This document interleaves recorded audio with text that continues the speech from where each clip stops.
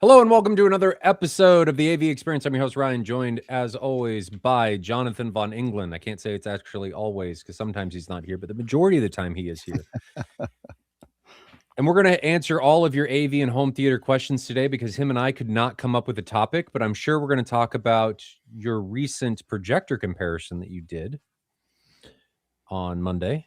No. Yeah, we can talk briefly about it, but there's a whole video on that as well. I know, but it was 2 hours long.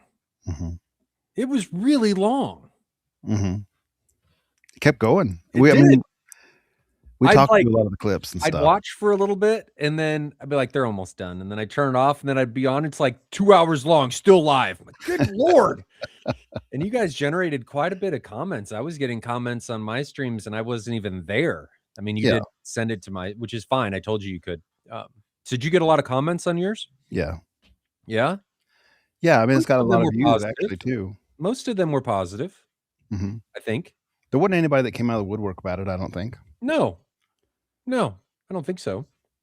What were your takeaways? I mean, you and I have talked about it a little bit, but before we jump into that, sure. So you were part of the November shootout where we had 6 projectors, and there with the LS9000, the LS12000, the Valerian Pro 2, the JVC NZ500, the Epson 5040, and the QL3000. So that was the lineup at that one. And all of us, all 4 of us, even the Valerian owner, I've validated with him on this last stream, we all liked the Epson LS12000 better than the Valerian Pro 2. So John had the Pro 2 and now has a Max? Yeah. Okay. He liked certain features of the Valerian better than he liked on the Epson, and he wanted to try the Max. So instead of buying a different model, he just upgraded to the Max. So going into this one, I kind of figured it'd be sort of the same thing where, like maybe it got a little bit of a leg up, but I didn't expect it to change the order. It changed the sort order. Most of the people there preferred the Valerian Max over the LS12000. And it was the same LS12000 with the same settings. Different room, right? We compared it in my room versus Sheldon's room, but the same settings. And the Max did several things better than the Pro 2. It got rid of rainbows. So like the different people that were bothered by rainbows, they were almost a non-event in this one. So now that's out of the picture. It has a better native contrast, almost double the native contrast. Instead of like 2001, it's more like 4001 when you start clamping down that fixed iris. Like there's 2 different settings for the iris, Cinema 1 and Cinema 2. How much light are you losing when you do that, though? You lose light quite a bit. So Cinema 2 is the darker setting. It's only 1700 lumens or so at that. But Cinema 1 is like 2300 type lumens. Okay. And then full open bore is, I don't know what it's rated for, is like 3000 or something. I'd have to look it up. Don't quote me exactly on that, but it's in that ballpark. So there's a trade-off. Yeah, you're trading brightness for darkness. But the EBL was really pretty fancy on the Valerian Max. Like I enjoyed what it was doing for the most part. It would make the black scenes clip at the heels, not clip, that's the wrong word. Pursue at the heels of the JVC and best the LS12000 on like the dark content. So like that Dark Phoenix clip where it was a little bit better on the Pro 2, it was a lot better on the Max. So significantly better black content and less kind of noticeable differences between flipping in and out of EBL, and then no rainbows. So a stabler color view. And overall, I think like it edged out the LS12000 for pretty much everyone there except for one person, I think. Jonathan, give me 1 minute. My wife is looking for an adapter and she's looking in the wrong spot. Sure. So I'll just continue. Okay, never mind. She was looking for HDMI and she was looking in the right spot. Good for her. Oh, man. Yeah. Now she's making fun of me for all my cables when she just went to find something in my cables. Like, oh, that's not the correct thing to do.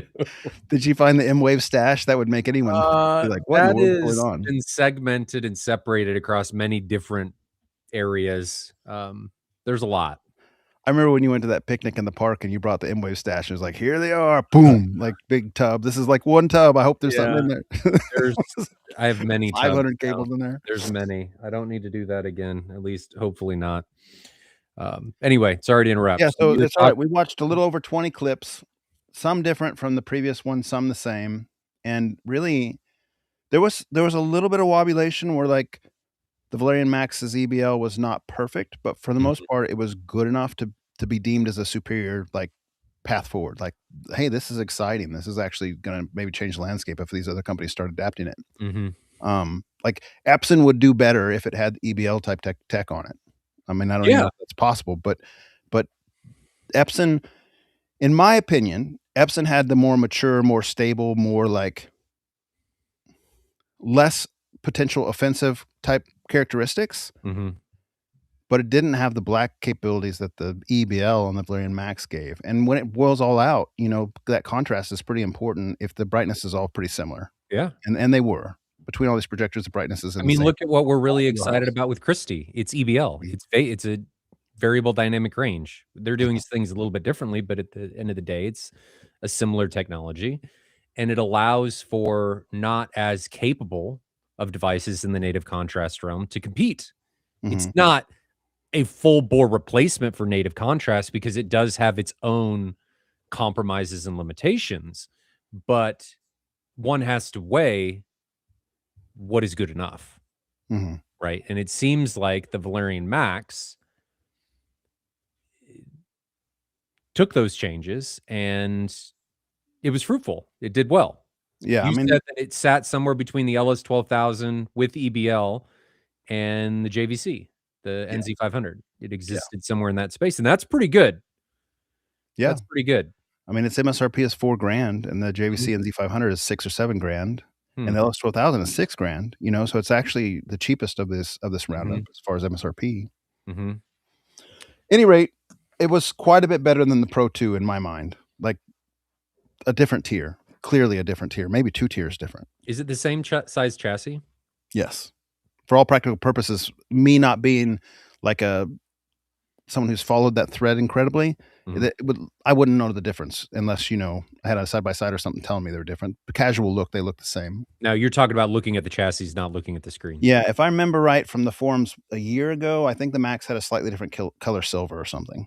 But Mhm. if there's more differences that I don't really Is remember. it as quiet? I didn't. I mean, it wasn't loud. It wasn't loud in his room. Of course, Sheldon doesn't have like his HVAC is right there, and when it's on, it's pretty noisy in there. But I did Mhm. not. I did not observe the Valerian Max being like a loud projector at any point. Now, John also has those like 120 millimeter Noctua fan on the side of it. He said it's preventative because some of the people on the forums had said that the red laser can get overheated if it's like in nonstop use at full brightness, and Hmm. that is like a preventative thing where if you just have a fan on the chassis, it's over the exhaust port, it pulls air through the exhaust port a little faster, and Noctua fans are real quiet. So it's just like not that there's a problem necessarily, it just prevents the red laser from being governed. Hmm. 'Kay. I think you were surprised. I was surprised. I didn't expect it to beat the LS 12,000 in my perception. I didn't even know I was hoping the rainbow effect would, be removed, and it was. There was So only where 1 clip out of, like, 23 clips that I saw any rainbow on it, and it was the credit clip, which is the place where it would appear the easiest if it Yeah, was gonna appear. moving text. So it was in the Hobbit credits where the big letters pop up on screen, like the actors, and they're, like, almost full size letters, Mhm. and then when it shifted, I saw some rainbow effect there. When it shifted to the scrolling text that's more typical of credits, I didn't see any rainbow effect there. So it was just very specifically in one spot. Where were they Several trading names. blows? Like, give me an example of where the LS 12,000 won and where Yeah. Valerian Max won. Where were So they? I think there's some nuances, and I don't know how much to expect those things get fixed or don't on the Valerian. Like I noticed Kevin was going on and on about clipping. I'm not hugely bothered by clipping, but I did see clipping sometimes. Like on the Faces video, the YouTube Faces video, Yep. I noticed some, like, things that looked a little bit like plastic lips where they're kinda bright and the detail gets taken out a little bit. Like on a nose or a ridge line, you could kinda see sometimes some clipping. Yeah, that could be intentional, though. No, Like, because the JVC and the LS 12,000 no, didn't no, do no, that. no, no. I mean, the Valerian being intentional. Like, their tone mapping may be doing that because people have a tendency, and I'm not saying this is 100% true. I'm not saying they're doing this. All I'm saying from my experience is that people have a tendency, especially ones that are not in the AV space, that are just using these displays as displays, right? They're buying it because, oh, I want a projector. They value brightness. whether it's correct or not. I mean, look at torch mode in all of the big box stores Sure. and TVs and displays. They're doing that for a reason. People like blue. We've seen this all the time. People are like moths to a flame for whatever reason.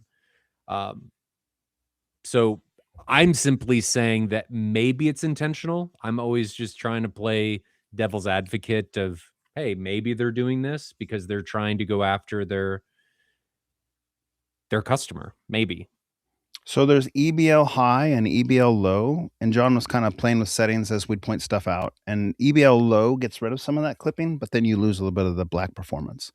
So it's kind of a series of trade-offs as you'd Yeah, yeah. expect. The Dark Phoenix scene that I mentioned earlier, if you're talking about kind of negatives on the Valerian, that scene, the lights clipped a little bit, the bush highlights clipped a little bit, but the black levels were so much better than the LS-12,000. Do you remember how the LS-12,000 on the clip is kind of like that's one of its worst clips, where it's just kind of hard to see the Which one alien is in the this? woods? Oh, yes. The Yes, Dark yeah. Phoenix one? Yeah, yeah. It's just kind of lost in the gray black floor. The EBL on the Valerian Max like made that scene black, and you could see super clearly. I mean, it just didn't have that gray haze that the LCD panels do. I mean, if people who are familiar with technology, even if you're not familiar with projectors, that LCD panels, like we've been around them for 20 years at this point, LCD panels don't have a real true black, and the Epson uses an LCD panel, so there is no like OLED black or even just like a a, a, a fairly true black. It's more of a gray. And so that comes into play in very dark scenes where you just kind of like lose some detail to that black floor. The Quiet Place clip, for instance. Valerian did a little bit better, I think, than the Pro 2 there.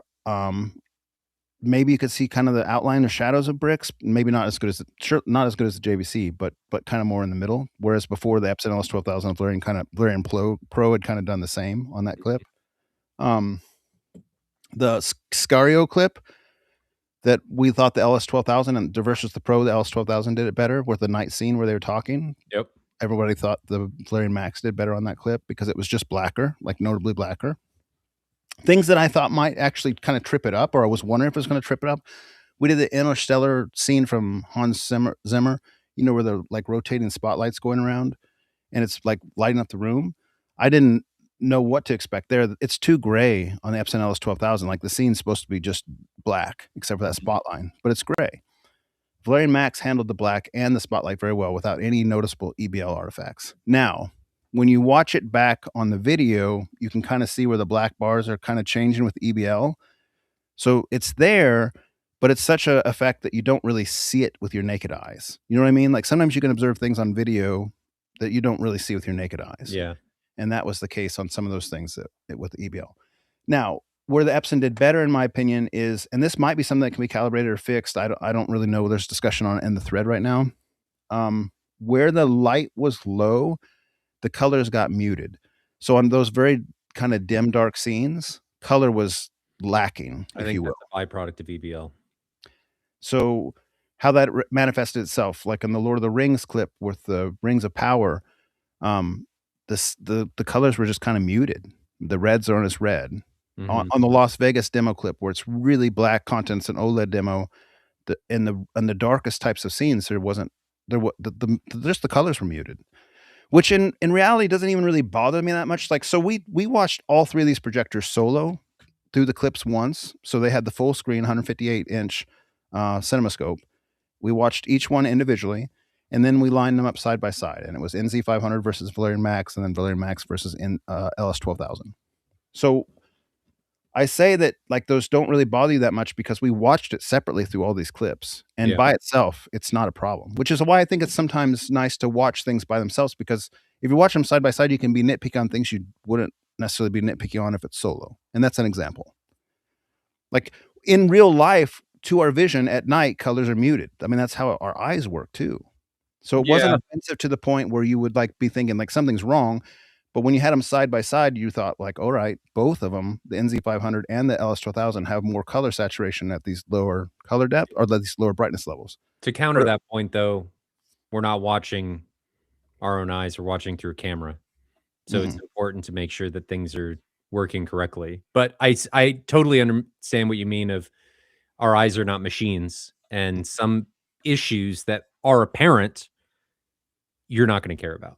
Or you Yeah. may not. It depends on the person. I mean, who knows? Yeah, and, in our instance of the Valerian Max, as it was played back, it seemed to, like, lack a little bit in greens and make up for a little bit in reds.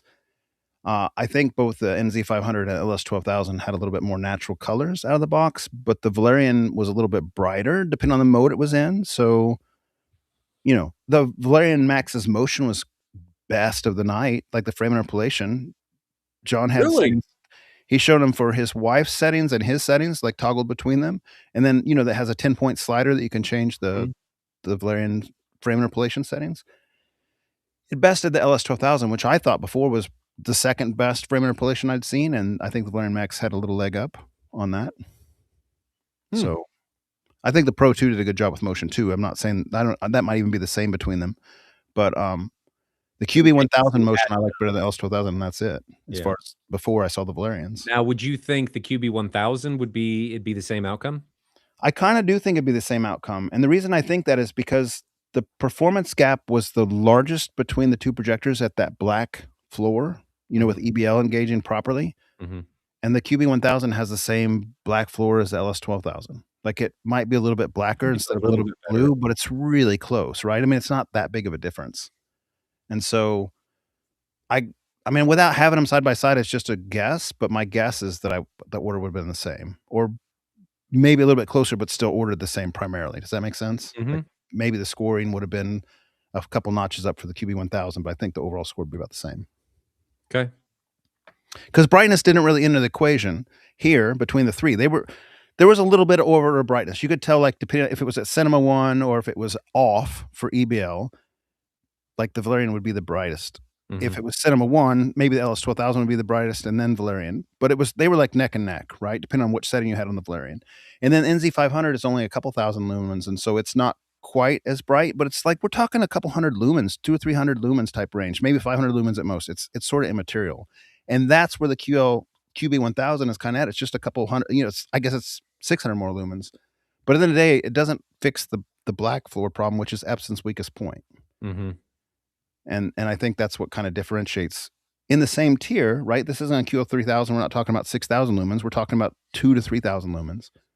In the same tier, that black floor performance Well, none kinda of these had 3,000 lumens. I think the LS12000 was the max with 2,700. 2,700, but I think the Valerian what is Valerian Max's Oh, quoted maybe lumen? it's I 3,000. think it's around 3,000. Oh, maybe it is. Now that's if you don't have That's aperture full open. yeah, yeah, and we didn't that's not how we watched it for the most part, although I think he might have showed us a couple scenes like that. That wasn't how Well, we I drove. don't think you would. I mean, why would you get the max over the Pro 2 if you're doing that? Yeah. It says 3,500 lumens on the website, on the Valerian Okay. website, but I have not I mean, I just really haven't even followed it that much, so forgive me, but I don't know what's actually tested out at. If someone in the audience, if we turn on chat overlay, somebody might know and speak up. I'm gonna turn it on real quick. Well, I just wanted Anybody in to the make audience, you guys know what the Valerian Max has been tested at, like, reliably tested at for its lumen count with full open? somebody will know. Yeah. So, alright, so since I've read I mean, I kinda had checked out of the Valerian thread because it's kind of a hornet's nest, like, we got beat up pretty bad there after our last November meet, and we were just being same way we're being honest here, just being honest with what we saw. Man, And our opinions on the Pro 2 did not change. no, they didn't. A year later, it still was worse than LS12000, in my opinion, pretty strongly, and all of us' opinion, even the Pro 2 owners that was here. So, it didn't change, and I think we were just being honest, and it is what it is. Now, the same way we're being honest, I'm telling you now, the Valerian Max beat the LS12000. I mean, that's just my honest opinion. I'm just telling you Mhm. what I saw. At any rate, that thread became a hornet's nest for us because it was so full of hype, and people were, like, acting like we were out to sabotage the Valerian or something because the Kickstarter was just getting ready to end, and people thought we Yeah. had bad motivations, and they didn't know us, they just were assuming we did. We didn't. We were just telling people what we saw. At any rate, I I think the Valerian Max has a lot of potential, and I like the fact that they've done a lot of firmware updates over the time. And this RBE they just applied, John said he just got it for the Pro 2 today. I think it was today, maybe it was yesterday. But the RBE reduction function they just released it in firmware. So if that fixes the Pro 2 in a major way, that's great for That those is owners. great. Now On that same note, it's of interest. Somebody sent me a clip today. It was actually a comment on my channel from Jeff, I think, said that there was an interview was from Smart Home Hookup of TI Instruments, Texas Instruments, Mhm. the people that make the DLP chip. Yep. And he asked specifically about the RB reduction that Valerian had implemented, and Texas Instruments said this was a new version of rainbow reduction that they had not thought of, that Valerian came up with on their own accord, and that the Texas Instrument engineers were very impressed. Hmm. Now that's pretty cool. That is I cool. mean, props to Valerian for that, really, because how Yeah. many DLP inventors or DLP users have been out there for the last 10 or 12 years, and they came up with something new on an already released product that had been out a year. And I mean, I guess the jury's still out until it's proven out, but supposedly it's supposed to fix I rainbows like wonder it did what on the Macs. I wonder what they changed. I wonder what the compromise is. So as far as I can tell, and this is going to be real generic and high level, they flash red and green far more frequently, and they flash blue the same amount. So it's like it's intermixing red and green more at a faster pace, and then that makes it less likely for people to see rainbows. That's what I read today or heard today. Okay. And there's supposed to be, I mean, surely you see something like that and you think, well, what's the negative on that? Apparently, there's not really a negative. Wonder if you just have to have a faster refresh rate panel to be able I'm to not do sure how that works with it. I don't DLP, so know. I won't. I can't go there as far I as don't telling know. you. Wonder how that's working. I didn't. Great. That's great though. Follow I'm DLP. happy for that. I mean, if that technology can somehow make it into more DLPs, and then we could get EBL into more projectors. Competition is great. I think that's fantastic. I lower cost offerings for the consumer are great. So I'm happy about this. That's exciting. I'm glad you Now, thought it was good. another thing that I will point out, because seeing the Macs made me kind of interested, and I poked my head back in the Valerian thread and read a few pages, over the last few days. It's still kind of a mess in there. Like, if you've read that thread, it's a mess. There's I a haven't lot of read the bickering whole back and forth. There's a lot of infighting. People like saying there's clipping, other people saying there's not. It's just like it's a contested thread, like uncomfortably contested thread in there. I see a lot of comments in there of people that say that some of those little artifacts that we saw during this comparison, like, wear on you over time. And I've had those kind of feedback. I've got some PMs and some messages from people on the forum saying, like, look, those little clipping things that you guys noticed might not bother you right at the beginning, but they bother me over time to the point that I'm not happy with this projector type thing. I'm not making that up. I mean, I could show the comments. That's what people have sent me. Mm-hmm. It's hard for us to make a determination in short order to say, like, yeah, we recommend this, but I think I did. I mean, I would. From what I saw the other night, I would recommend the Valerian Max. I wouldn't recommend the Pro 2 myself, but I would recommend the Valerian Max. Okay. Getting some of those comments gave me a little pause, and I'm just, again, being honest and open here, saying, like, Based on what you've seen. based on what I'm hearing, I didn't see enough to turn me away in our night. But if you're kind of, I'll just word it this way. If you feel like this is a product that you don't like to tinker, or you're not willing to, like, kind of change settings per movie, or kind of like optimize things in a way that you're willing to use the remote, Mhm. maybe you don't want to consider the Valerian. If you're willing to optimize it or per movie, or change Cinema 1, Cinema 2, like play with the remote a little bit, tinker a little bit, then I think it's a great product for you. If you want a super mature platform where you don't have to touch anything and it just works for everything, then you probably might be better off with Epson or JVC. I mean, that's how I read what I read. That's how I'm reading the tea leaves. Well, would you say that the JVC is better in most capacities? Yeah. I mean, But it is way more expensive. everybody at that meet thought the NZ500 was significantly better than the Valerian Max or the LS12000. And I think that way too. And I think that is it's a compromise. Your compromise there is money. You're paying for better performance, right? That I would hope that is what would happen. And there's 8 people there, so this is a pretty large turnout. Now, there are some people, to be fair, again, there are some people on the forum that were saying that the Valerian Max could have been configured in different settings that would showcase it better. Okay. I don't think the LS12000 could be showcased better. I've spent 3 years as the owner of that projector. I've read almost the entire owner's thread.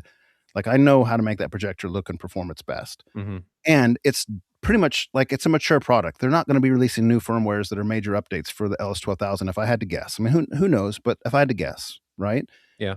Valerian seems to be kind of opposite end of the spectrum where they're releasing firmwares and stuff. So I feel like there could be more ground to gain or more improvements to be made. Some of these little bugs and little wish list things to be ironed out over time with the Valerian because it's only a year-old product instead of a 3-year-old product. Yeah. So there's that consideration too. Okay. Classy Tech Calibration says just one more thing on this contact. To put a pin in it, if you read the Valerian thread, like there's a whole lot of back and forth on owners saying this needs to be improved, this isn't good. Other owners saying that's not a problem, I don't have this problem. A whole lot of like kind of controversy and almost just an unsettledness. By contrast, if you look at the LS12000 thread, there's not that, right? People are just kind of like not in that thread. It's not active because there's not complaints happening or like frustrations happening or things that people want to point out that really need fixing, like that type of stuff. It's a much more settled, mature thread. Likewise, it's a mature product. It's the same thing. It's just a quiet thread. Like people are saying how much they love the projector. They're not saying this looks bad on this movie. You know, Valerian fix this, address this tone mapping on this clip or the EBL on this clip. There's none of that. So I don't think it's just my opinion. I think it's reinforced. It's my opinion before I kind of caught up on the thread, but then just thinking about the last couple of days, like that's where it kind of falls out. You're buying a really cool product that has a lot of neat tech on it that's making ground and advancing, but it may not be a mature platform if you're I understand that. That's sure. cool. Yeah. I get and that. I don't have a problem with it. Like what I saw, like I'd own that. The Valerian Max, I'd own it. I liked it.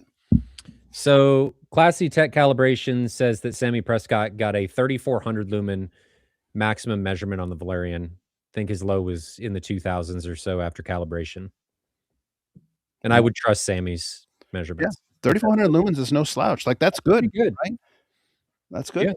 Now, as I said, I mean, John was saying he's the Valerian owner. He was saying that by the time you implement Cinema 1 or Cinema 2 for those fixed dynamic, or it's not even dynamic iris, fixed iris settings, that does lower the lumen output. Yeah.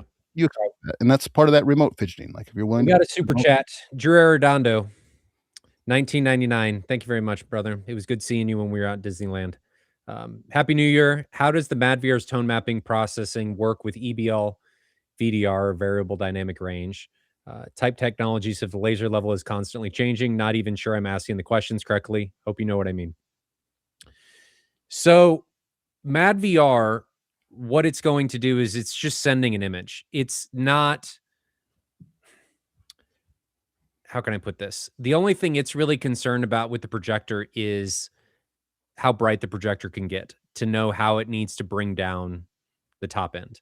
So variable dynamic range is really going to focus on dynamic contrast, and Envy does not care about it really at all.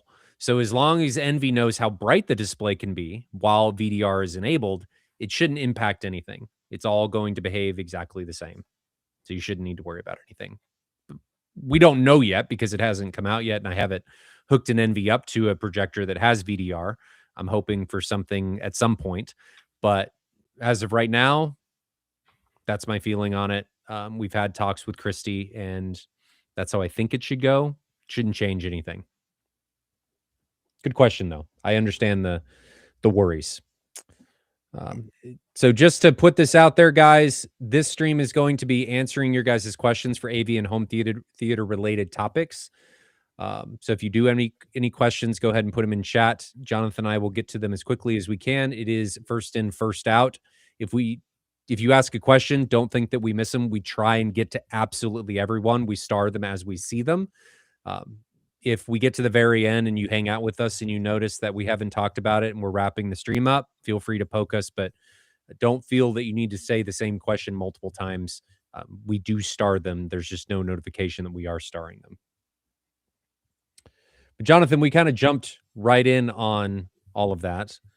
Yeah. Anything new over the past week? No, I'm having 8 guys over tomorrow night for going to watch the 13th Warrior. Guys from church, so that'll be fun. Oh, is your wife going to watch it with you? No, it's just the guys from church. We're gonna have my wife's making us some nice food, so she's. So you're doing 2 movie nights. Yeah, yours the following night. Yeah, for Predator Badlands. Your favorite series. Oh, wait, I have a question for you. How many people accepted your invite to Predator Badlands, and where are we all going to sit? I'm probably going to sit on the floor. Because I was like, wait a minute.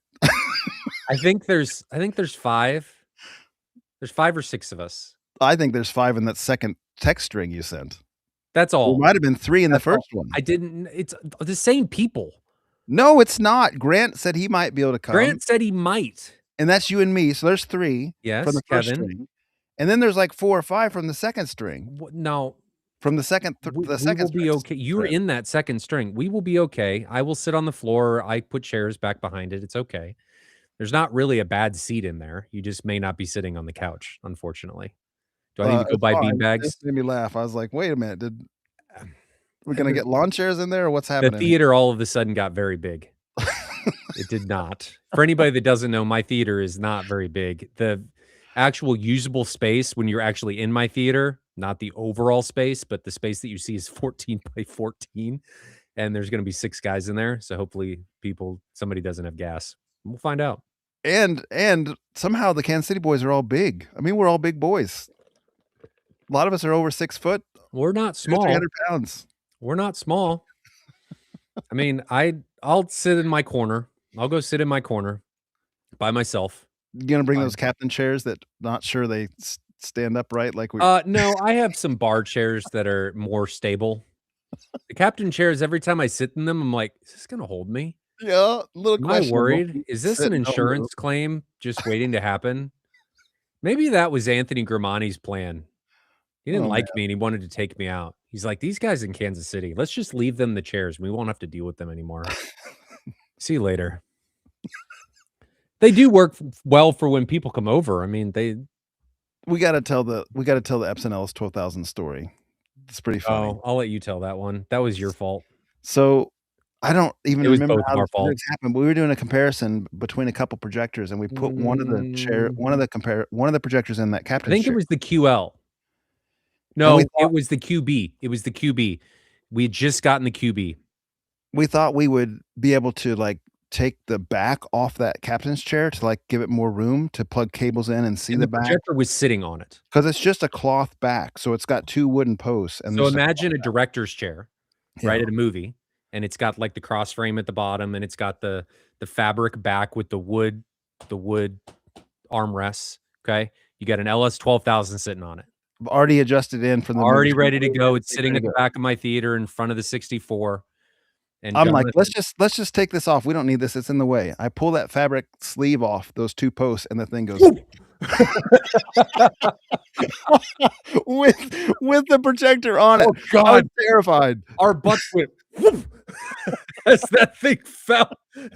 It didn't fall Oh, very far. man. We caught it, but oh my god, that was neither of us thought that that was going to happen. No, it wasn't on my radar at That all. there is a reason why women would live longer because we did not think that through. That it was all there in front of our face. Like there's nothing else there that's going to keep this chair from falling and collapsing on itself except this back that's keeping tension and stopping things from pulling apart. And we Wow. pulled that off, and an LS 12,000 almost hit concrete floor. Yeah, luckily it did not. We It caught did it, but not, it was and it like was okay. But man, so every time those chairs come out, it's we gonna use these? No. No, we are not. that's real funny. So we're doing that on Saturday. We're watching Predator Badlands, so that'll be fun. Hey, the 13th Warrior is what we're watching, like I mentioned. I looked up Blu-rays because I only have it on DVD, Mhm, physical disc, mhm. $280 for Oh my Blu-ray. gosh! I guess it's out of print, and they are proud of them at That's this like the point. diamond version of Gravity. That's the Gravity. only movie I know that did that. I think there's some anime stuff that does it, but I don't Woo! yeah, where they're fetching big prices. New or used? Uh, Amazon new, I guess. So, I mean, not Amazon first party, but whatever, the different stores that sell through there. Hey, this is part of the charm, okay?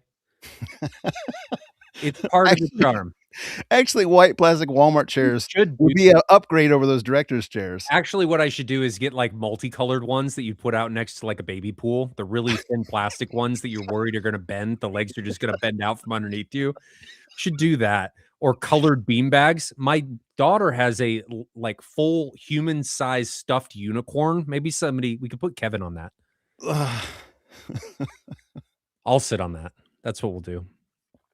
I can just imagine a Barbie princess beanbag that we have to sit on tomorrow night. No, it's not tomorrow night. You're doing 13th Warrior. You have more seating than me. Yeah. We'll figure. We can fit. We fit a lot of people on that couch. All right, I'm just saying the numbers count because it seemed like there was more than that, but maybe We'll not. figure it out. It'll be okay. So, not everybody's big. A Pretty lot of much, us are.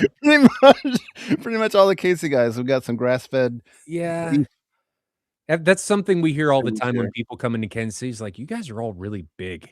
Like, Yeah, or when we go somewhere else on a trip, like, what do you got? How are you guys all over 6 feet tall? What is this? oh man. Okay. So people are asking questions. So we are going to answer them in the way they are coming in the order they are coming in. That was a really bad way of saying that. And again, guys, if you have questions, just put them in chat. I will get to them. Do you want to ask them or do you want me to ask them? You always complain about not sticking with chat. Let me read chat and you ask them so I can Okay. get ahead of you a little bit. Okay. So you star. Okay. So Becca1 says, what is the best way to attach black velvet to the ceiling and walls? Mm. You can use a 3M adhesive spray, like, How did Sheldon do it? he pinned it, tacked it up there, like Yeah. push pins. Yeah. You don't have velvet. I have velvet curtains up in the Okay. front. And then And the I front door. have how I did it is I made wood panels and stretched it over it. I think the wood panels are probably going to be the way that's going to look the best. It stays the tightest. Yeah, I Um, agree. then you use a pneumatic stapler. Do not use a hand stapler or your hand is going to hurt a lot. Use a pneumatic stapler and then just build. I used, I think like 1x3 or 1x2 common board and then put a brace across the middle and just stretched it across the frames and then stapled it across the back and it worked great. And we put them on the ceiling. So that worked fine. There is some velvet that if you can find it, that is adhesive. It has a pull off adhesive layer on the back. I have some of that. I haven't used it, Oh, but I do have some. they call that ProStar or something, don't they? Couldn't tell you. Yeah, 3M makes an adhesive spray, and so does Loctite, and a lot of different companies make an adhesive spray. I think that Mhm. would work really good if you didn't ever plan to remove it or need to remove it. Yes. Because if you need to remove it, it's probably taking drywall with it. NR Crash One, Ryan, do you use Home Assistant for your automation? I have a combination of Apple HomeKit and Home Assistant and Home Theater Web Remote is what I use for all of my automation. Um, there's pieces of all of that, not Siri, of Home Assistant and HT Web Remote in the theater that's controlling it. So the remote itself is on an iPad and it's doing HT Web Remote. And then I have to do some back end stuff with Home Assistant to bring things in like the Kaleidoscape automations and lighting and things of that nature. But yes, I do use it. I'm not a pro at all with it, but it works. Ezra Branderhurst. I have Focal Aria 948 speakers. Are they deemed good? I've noticed some muddling with dialogue. Room is treated with GIK and Anthony G specs. How do I know if it's speaker issue or room treatments? I'm looking up those speakers. They're floor standers, they're towers, they have 8-inch drivers based on the picture. I'm clicking into it to get some specs. Are they really eights? Yeah, it confirms it as I click in here. And then specs. 1-inch inverted dome tweeter, aluminum magnesium TNF inverted dome tweeter. That's gonna be your weak point. Mm-hmm. How loud do you listen, Ezra? It's got two 8.25s, one 6.5 mid range, and one tweeter. Sensitivity is 92.5, so it's decent sensitivity as long as that's true. Let's see if there is a Focal Aria 948 Spinorama. But is he using that for the center channel, right? Because we really should be looking at the center channel if he's talking about the dialogue being muddling. I don't know. See if he's chatting back. Gentlemen, what are you doing for your center channel? Is it that same speaker? Are you using 3 of them behind a screen or something? Or he could be doing a Phantom.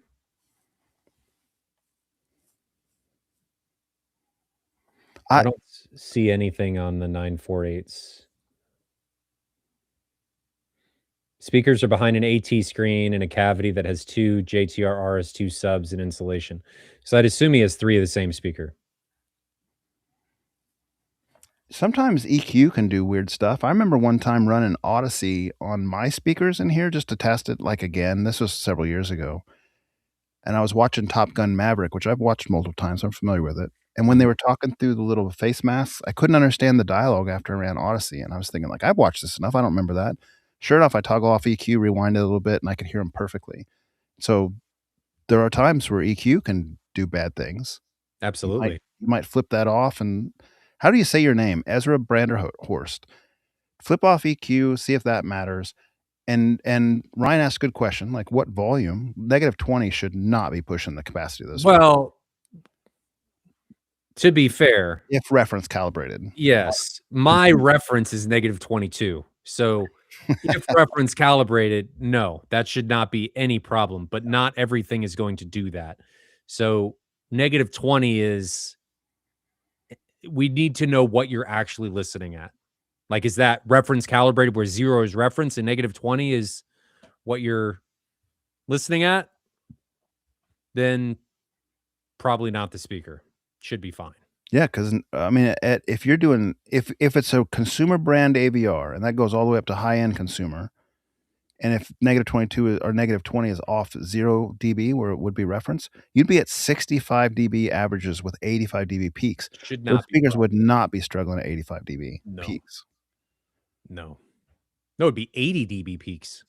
20 No, 20 it'd be dB. 85. It'd be 85. You're right. You're right. More info. 252 KPS.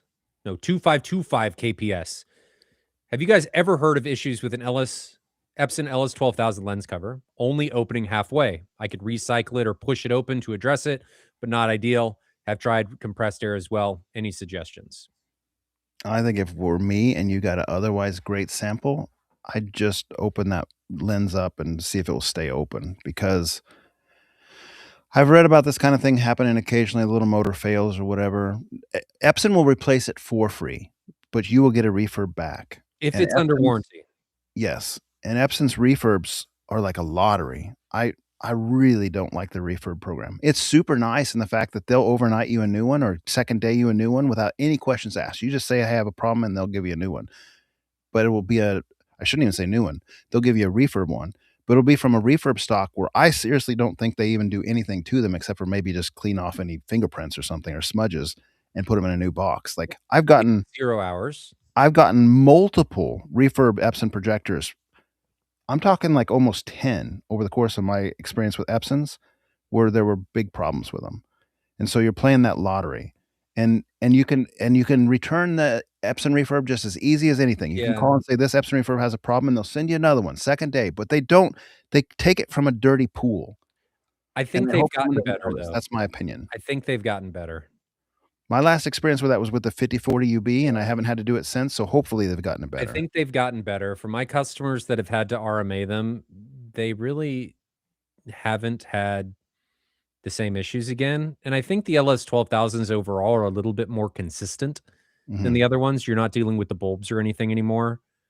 So I think they've gotten better. Alright, that's good to hear because it was really frustrating to me, and I was like, I No swore doubt. off Epson after the 5040, but I liked the LS 12,000 so much I wanted to buy one. So I No wasn't doubt. very consistent But there. I agree with what Jonathan says that if you've got a really good projector, see if you can just keep the lens open. Like, if you push it over, does it try to close on you? Like, And the just reason that's not a big deal is you all of gotta our projectors stay open. yeah. JVCs don't close, my Christie doesn't close, the Sonys don't close. Why does Epson do that? I I don't know why they initially started it, but, for many years, decades even, probably, Epson has had those dust bunny issues where they get That little is dust true. blobs in there and it makes some discoloration. Maybe it's an intent to kinda just keep as much dust out of there as possible because their Mhm, path isn't sealed, like a DLP path is sealed. And somehow JVC must have a little bit more sealed than Epson because they don't have the same issues mm, for the most part. I have no idea. But I think it's Epson's I would guess, I would wager it's Epson's attempt to kinda prevent some of that. Do the QLs do that? No, they have No, a they set don't. They have a separate lens. Does the open lens. QB? The QB does have a lens QB memory. does. Mhm. Or not lens memory, a lens cover, that automatic. Simon Lindsay. Jonathan, you said the NZ500 in Sheldon's room was the second best projector you've ever seen. Preference, subjective preference being what they are, and just, like, overall, like, no flaws. Begs The the question. NZ900 is my favorite projector that I've ever seen at the M-Wave 2024 Last demo year. with 8K source material made custom for JVC by Jacob and Katie Swartz, the YouTube channel that makes, like, high quality video. So 8K source, JVC 900, Stewart 130 screen, is that right? 160 Studio Tech inches? 130. Yep. It was a jaw-dropping image. Like, I was like, "Holy So smokes." I did actually talk to them today. JVC is coming, and that system will be there. Yeah. I mean, I think most people probably haven't even seen 8K material. So when you get a projector like that with really good source material, like a high-end projector like Yeah. that on a in a ambient light controlled room, it was really a good showing. Yeah.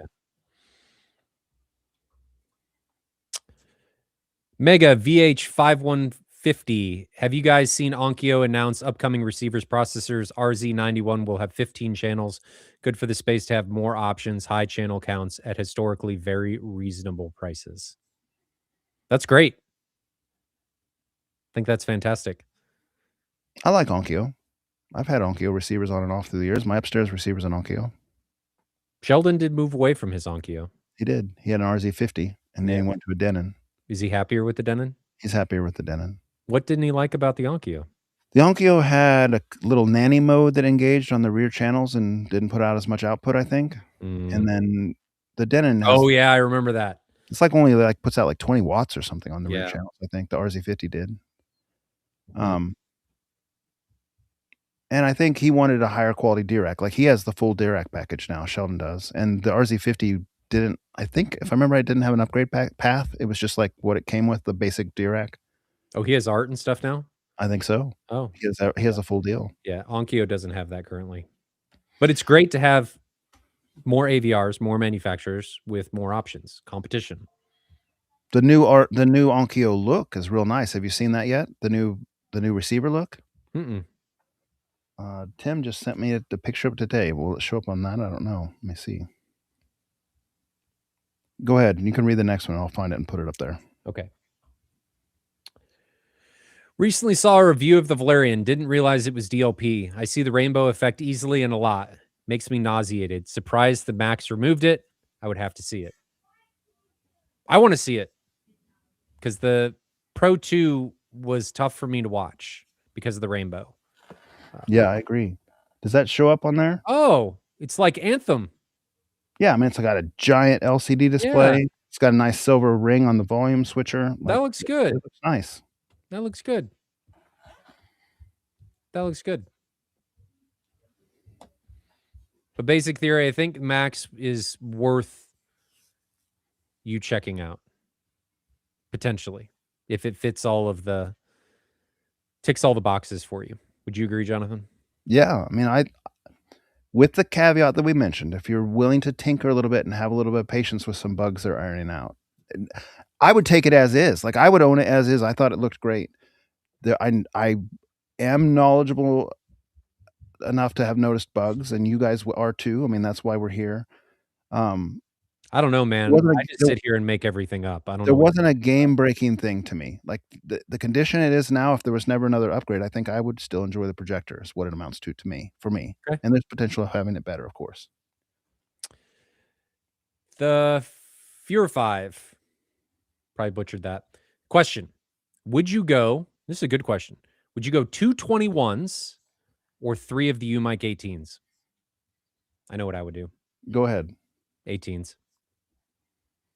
I think I would do the 18s as well, and I would do 2 up front, a left and right, and a near field, and then you'd have your 3, and it'd be a great setup. I don't know if I do near, maybe. I'd do something in the back. The 21s historically are, and Jonathan, tell me if you disagree, 21 size drivers historically are more of a pro style. They don't typically have the excursion. and they don't typically get to the lower frequencies that a lot of the 18s and 24s do. I Would think you agree? that's oftentimes true, but not universally true. There is the one that Chirpy has. I can't think of the name of it right now. It's like a fat excursion.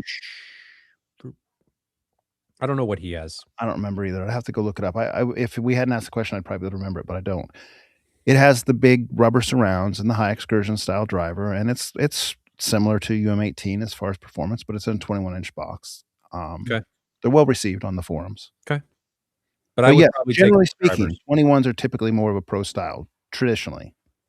That doesn't mean they're bad. It's just use the driver within its capabilities. Use it as a tool to meet a means. That's what you got to figure out. The Kraken, Ryan, correct There us. you go. Thanks, Ryan. See, chat's always here to correct us. Johnny C, Home Theater. Hey, guys. Love the show. Thank you very much. Have Martin Logan XTI 60, 50, and 35s for bed layer. So the 60 is their towers. This is the previous generation from the F200 and F100, Jonathan. And then the 50 is the center channel. Remember all the centers I had on my ceiling? Yeah. And then the 35s were the bookshelves that were on my ceiling. Moved and need new Atmos speakers. Would you go 4 ceiling mounted MP10s, 35 XTIs, or XT C8 home theaters? This one's Or all you, man. new setup. MP10 has mounting holes. Oh, oh boy. Well, they don't make the 35 XTIs anymore. It's the B100 now. I think it would depend on how much you care about aesthetics. If you want speakers that are going to keep up with everything else, not the MP10. MP10 is a great versatile speaker. It's definitely cheaper, but if you want something that's going to keep up, not the MP10. 35 XTI or the HTC8 HT would be my go-to. You need some ceiling height to make the 35 or the B100s fit on the ceiling. Because they're going to hang down and they hurt when you run into them. Ask Jonathan and I how we know. Yeah. We've hit our heads plenty of times hard. They hurt. Man, hold on. Do you have a permanent mark from it, Ryan? Maybe. I don't know. No, but I've got this. Ugh. So this is actually a 35 XTI, right? And you can see mirror finish for part of it, and then it's all drilled into where I had the mount. I thought that was reflections in the room or something. I didn't realize that was drill marks. Those are definitely drill holes. Oh, yeah. How's the resale value on that one? So this is the only one I have. This is the only one I have left. Put a doily on top of it, it'll be all right. It still works. I have the XT50 as well. The XTI 50 is sitting up there. I'm just going to hold this like it's my baby now. I drilled into these things so many times because they got moved around, but the cabinet is thick enough that and they were sturdy. I mean, nothing fell, nothing moved ever. Yeah. You run into them and it was like hitting a wall. didn't move. But the problem is, I mean, there's nothing to mount on the back. I mean, there are no mounting holes. So you have to drill into the cabinet if you're going to do it. But they worked well. I mean, would you agree? Yeah, I mean, they worked fine as far as overhead, sure. Yeah, they worked well. They worked fine. I just my 70 drilling in the piano gloss finish like hurts me a little bit. Did you, when you were drilling, were you like la la la la? Were you like, oh? I mean, after the first one, I was like, this is fun. La la la la. The first one hurt a lot, but then the worst one was when I was doing the C100s, the center channels that weren't even publicly released yet. And then I broke one. Yeah, that hurt. What happened? I don't remember. That's my hesitation. Like, would you put those on the ceiling? I ran into it, and then I ripped the driver out or something. The tweeter somehow. I just ripped it out of the speaker. I don't know how it happened.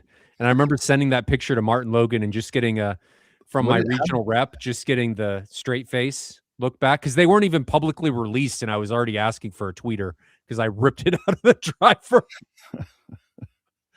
or from the cabinet, but they worked well. So your question, Johnny, honestly, I'd probably do the XTC8s unless you have really high ceilings.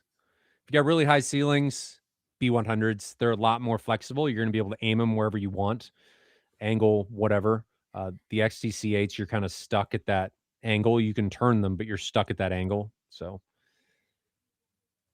either would be fine. If you need pricing or anything, shoot me a message, ryan@ascendav.net, and we can get you taken care of. I don't have any in stock, but aside from this one, do you want this one? I only have one left. MW asks, Ryan, does Adam Peltz do a 5 to 7 mic simultaneous measurement or multiple singles? He does simultaneous using Smart. 'Tis the way. Or now REW, because you can do multi-measurement now in REW. Did you know that, Jonathan? I was reading comments. What? REW? Oh, I didn't want to talk to you anyway. No, what was it? REW can now do multi-mic simultaneously. I did hear that. Yeah, I haven't it's pretty seen cool it yet, but that's cool. Yeah, I have it. It's awesome. It's great. Don't need Smart anymore. What advantage? You can do room averaging, like do multiple seats at the same time and look at and do RTAs and look at, oh, my frequency response is great in this seat, and then it's doing this in this seat, and then make a determination and quick check instead of having to move mics around. Just makes things a lot faster. A lot faster and a lot more So you flexible. just buy like 3 or 6 mics? And then run it like I've got a Roland's 8-channel audio interface, and all the mics plug into that, and you just run them simultaneously, and you have them all color coded so that you can read them all, and just plug in one USB port to your computer and picks them all up. Interesting. Yeah. I mean, that's clever. It is the way. Basic theory: would MadVR tone mapping help the Epson's black level or black floor to pull it closer to the JVC or Valerian with EBL? I assume it would. It would not. No. Unfortunately. Nope. You cannot fix hardware limitations with software. If only it worked that way. There is a flip side to that where it can make detail more easy to see despite the limitations of the Epson. So it won't make the blacker, but it can make the details easier to see, effectively bringing the details out of the gray. It can stop crushing. Yeah. Mm-hmm. You got things like, you know these terms better than I do, but you've got lots of little slider bars that you can play with MadVR to kind of get the image how you like it. Yeah. Highlight recovery. You have a lot of granular control over how you want the image to look. So the beauty of Envy and MadVR is it is a toolbox. You use the tools within it to create an image that is indicative of you and how you want to view the image. So Envy is only going to be as good as your display and what the physical limitations of said display are. It's not going to be able to enhance the physical limitations. There's a caveat there, and I think what you're saying isn't inaccurate, but there's another angle. Do you remember at M-Wave 2022 when we put the JVC NZ8, was it? Yes. Against the LS12000 on the staircase scene from whatchamacallit, from 1917. Without MadVR, the audience is 100% unanimous, probably. I mean, I'm pretty much, right? JVC wins this because JVC has that black floor that just destroys Epson. Now you put MadVR on the LS12000. LS12000's black floor didn't improve with MadVR, but MadVR brought those details from that scene up to a brightness where people could actually see what was going on, more so even than the JVC's tone mapping did. And now in the audience, I mean, we have videos of it, and there's videos out there on YouTube of it. The audience was now saying like, wow, the Epson now looks better than the JVC for this clip because of what MadVR did. So it didn't, to your point, it didn't make the black floor blacker, but it put details back in the picture and elevated the entire scene out of the limitation of the Epson and made it look better on the Epson. Yes. That scene. But the flip side of that is if you put Envy on the JVC, it would look better again. It would look better. So Sure. my point is, it's only as good as the hardware you put it on. Like, the Epson is hardware-wise, native contrast-wise, it was better than those projectors with intrascene and stuff. We knew that. But native, it doesn't fix that. It Yeah. can allow you to see things that you wouldn't normally see by enhancing the software package, but I'm not gonna improve your native contrast score. That's not gonna happen. And somebody else said something about this. Where did that go? I'm not gonna bring the comment up, but it's a dark ALR screen does help the black floor, though. This is worth talking about because I think people need to know the downside of this. Dark screens can absolutely improve the perceived black level. They do not improve your native contrast. They are skewing it. So if you had a white screen, right, and you all of a sudden put it on a black screen, your native contrast does not all of a sudden magically improve. All you're doing is shifting. So what can happen on the flip side of that, if you don't then calibrate, I don't even know that a full professional calibration will be able to correct this, is now your white point, excuse me, is worse. So you've just moved. That's all you've done. We've moved. Now, whether or not that matters to you, I don't know. But just keep that in mind. It is not magic. It can be a totally immersive thing to look at, but it is not magically going to fix a limitation of a projector. You are giving up something. And in this case, usually it is white point. And that is hoping that your native contrast is linear. Anyway. Where were we? Macro proxy. I had to go look at the Dark Phoenix clip on the Epson, and it looks fantastic. Happy it wasn't like that. Like what you guys said the LS12000 was like. I do have Mad VR and such going on. Do you remember the context of that? Yeah. So remember we were talking about the Dark Phoenix clip being too gray on the Epson compared to the Valerian Max and the JVC NZ500 on that clip when the aliens are being introduced in the woods. He has a QL3000. So I'll have to say this, man. I have a QL3000 as well. I'm happy you were happy. If you saw those side by side, or even just separately, the NZ500 is like not OLED black, but darn close. Like it with the fully velvet room, it looks really close. And the Epson is not anywhere near that. So like in isolation, like we talked about, it's good to watch projectors in isolation and side by side so you understand their strengths and weakness and how much it even really matters. In isolation, I'm glad you think the QL3000 on that clip is great, and you're happy with it. Fantastic. But if you saw it side by side with the Valerian or the JVC NZ500 on that clip, you would not think it was as swell as you are right now. And maybe just don't do it. Because if you're happy with it the way it is, just don't break that contentness. The QL3000 and the LS12000 are in the realm of like what a premium retail cinema would do, like your local movie theater as far as black levels, which is to say it's not true black, it's kind of a gray, and that is what it is. You pay for the brightness with a little bit less black floor. The JVC NZ500 and on up are really only limited by the qualities of your room, and it will just keep getting blacker and blacker the more you make your room black. And so there's a distinct difference there. And that, I mean, that's just what it is. Mm-hmm. Oh, I'm sorry. He has a QL7000, not 3000. Plebeian, Jonathan. Yeah, I mean, if you love it, then there's nothing wrong with that. Like the QL7000 is better than any premium cinema projector I've ever seen at like a AMC Prime or Dolby Cinema or anything like that. Like the QL7000 represents a fantastic pro cinema, premium cinema type experience. But it doesn't. But its weakness is it doesn't have the black floor. It just doesn't. Basic Theory says, as an owner of the QB1000 and using Jonathan's settings, I am blown away and don't have any remorse or urge to explore other projectors. It will take a few generations or a major tech feature to interest me. That's really cool. I think you might have messaged me on AVS forum and asked if those LS12000 settings that I had, the arcade settings, would apply to QB 1000, and I said yes, I think so. Although I didn't have a whole lot of time with it. We used my settings for that QB 1000 versus LS12000 comparison we did a while back, or mostly, Where we've dropped it. and they looked very, very, very similar between the two. So I had full expectation it would work, and I think that's great. That is great.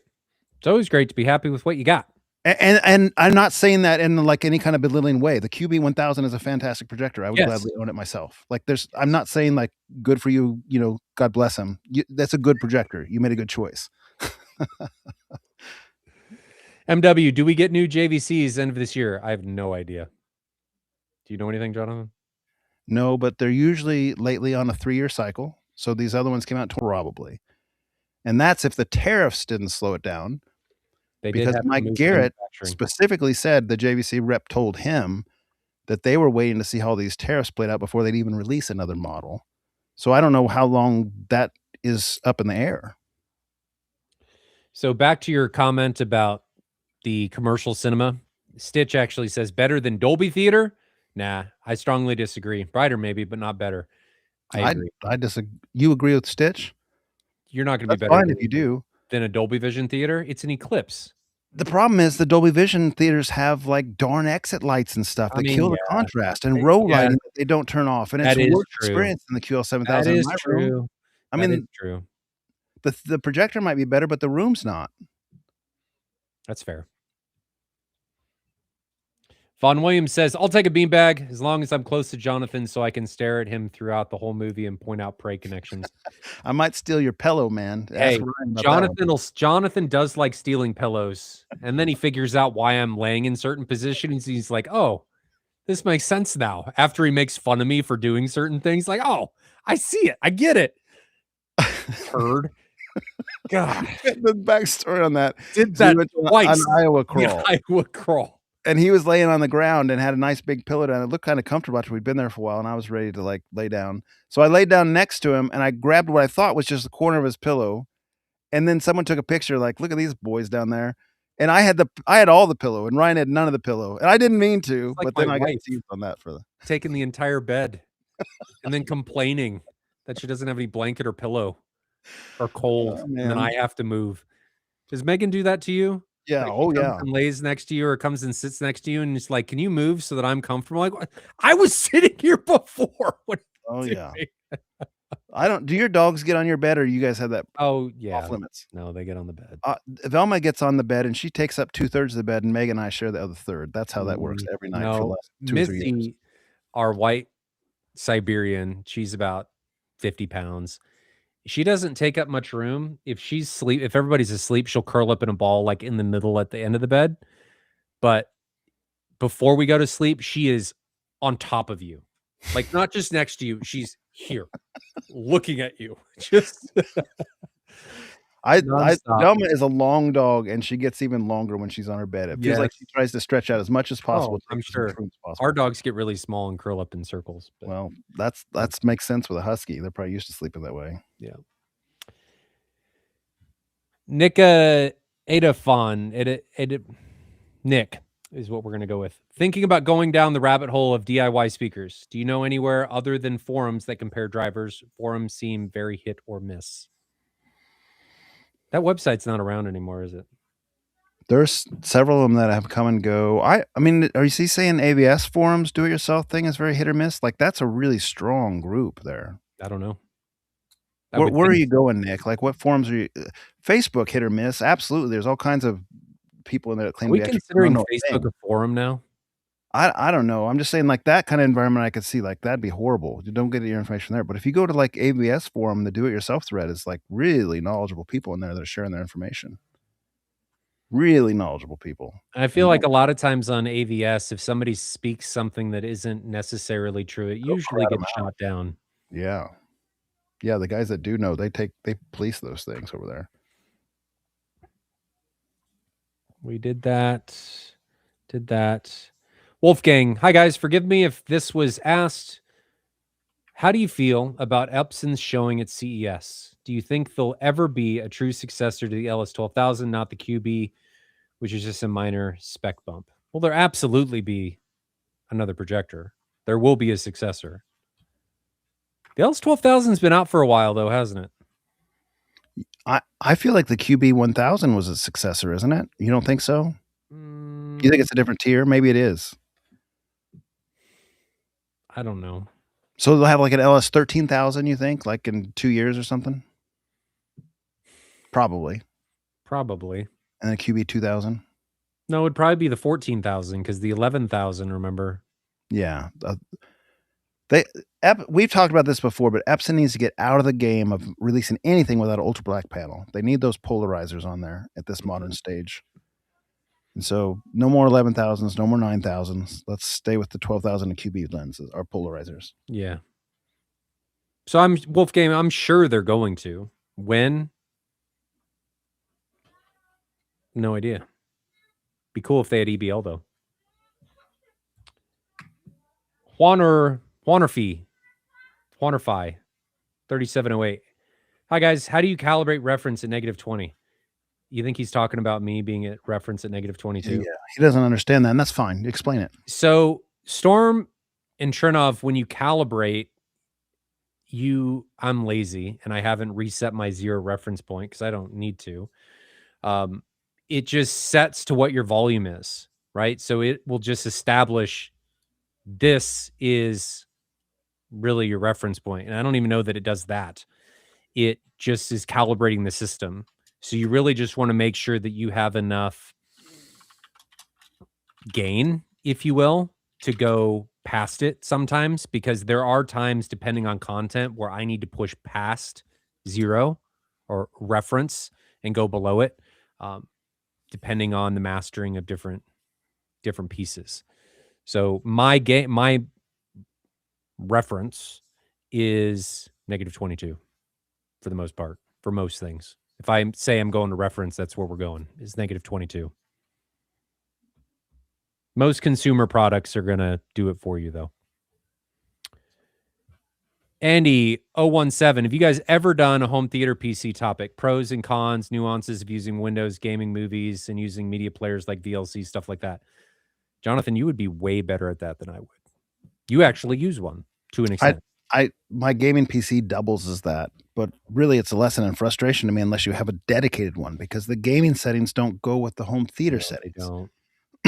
And so like you're constantly, like when I switch over from being here to playing it there, I have to turn off G-Sync, so because that messes up, like I get a refresh line on the projectors if I use G-Sync, if it tries to engage. I have to turn the display refresh setting down from 120 hertz to 24 hertz so your content looks better on the display. So I mean, like I just always use native source, so the 120 goes away. Why? And because I feel like they see judder stuff. I mean, maybe not, but 5.5 pull down, you shouldn't notice. You feel like you notice? I felt like I noticed when it was 60 hertz. I haven't really done. You will notice at 60, absolutely. I haven't really done much testing. You should try it at 120, because 120, it should. There's no. It should be a direct correlation. It should just be frame doubling. You should try it. I think it'll make your transitions easier. I mean, there's just several settings I have to change. So for the HDR profile has to change. On my OLED, I have a certain HDR profile. When I go to the projector, I have a different HDR profile. And that's calibrated within Windows. So there's a 4K HDR calibration program that you can just do by eye. And so I have to toggle that. I have to toggle some of the... There's another setting I'm not even thinking right now in the NVIDIA control panel. There's like 4 things I have to change every time I switch over. So that's you haven't built a macro for this? No. And what's even more annoying is driver updates and stuff kind of like switch things around. So you think you've got it set one way and then it will stop working. I hate that. And then sometimes it'll just not work when you update a driver, and sometimes the driver's up. Oh my gosh, that's the worst. So I personally think it's better if you're going to do a home theater PC just to have like a dedicated PC that's home theater and doesn't toggle back and forth. And in lieu of that, I mostly use the Apple TV instead of the Apple TV 4K or my Blu-ray players here instead of a home theater PC. Yeah. Marco says, and this is back to your conversation on his projector, Macro proxy, excuse me, not Marco. Stranger Things might be HDR, but last night the episode I watched had 0 content over 250 nits. Peak in the whole episode, wasting my QL's talents. 250 nits is still pretty bright for a projector. Yeah, but he's got a QL7000, so Unless you're Jonathan, he's or throwing in a lot this of case, light up there. macro, or me. I mean, his projector's probably capable of 700 or 800 nits in his room, depending on his screen size.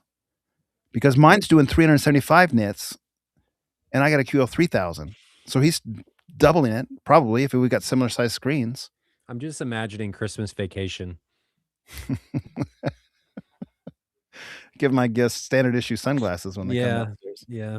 I should do that for the home theater tour for M-Wave, just hand people sunglasses. Yeah. Yeah. Yours is brighter than mine. Does yours do 3D? Well, the way configured. Yours can do So like you and I actually need to mess with that. I need to play with that. I don't know anything about 3D. That projector is capable of commercial level 3D.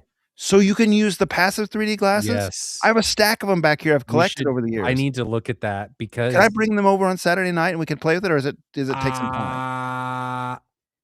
I don't even know how to work it.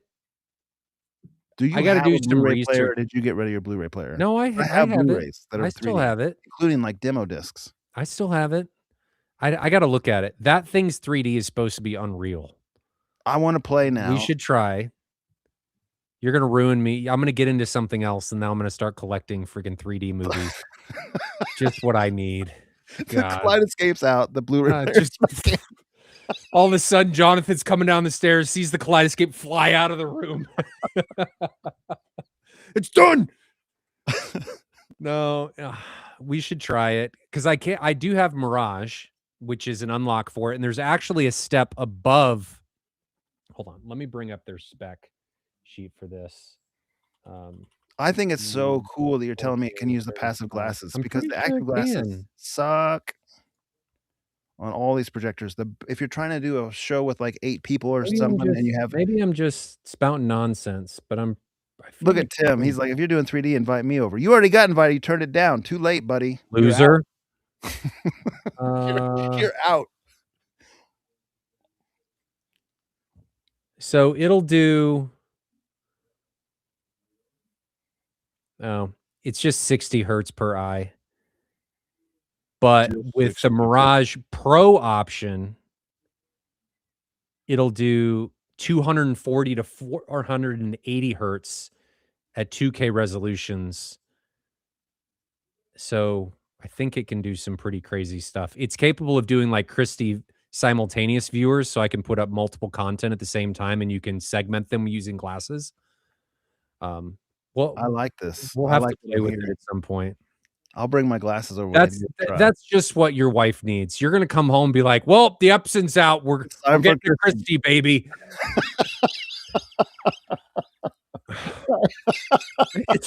Megan's really gonna hate me. My you know that? My wife probably just kicked a chair upstairs. She stubbed her toe.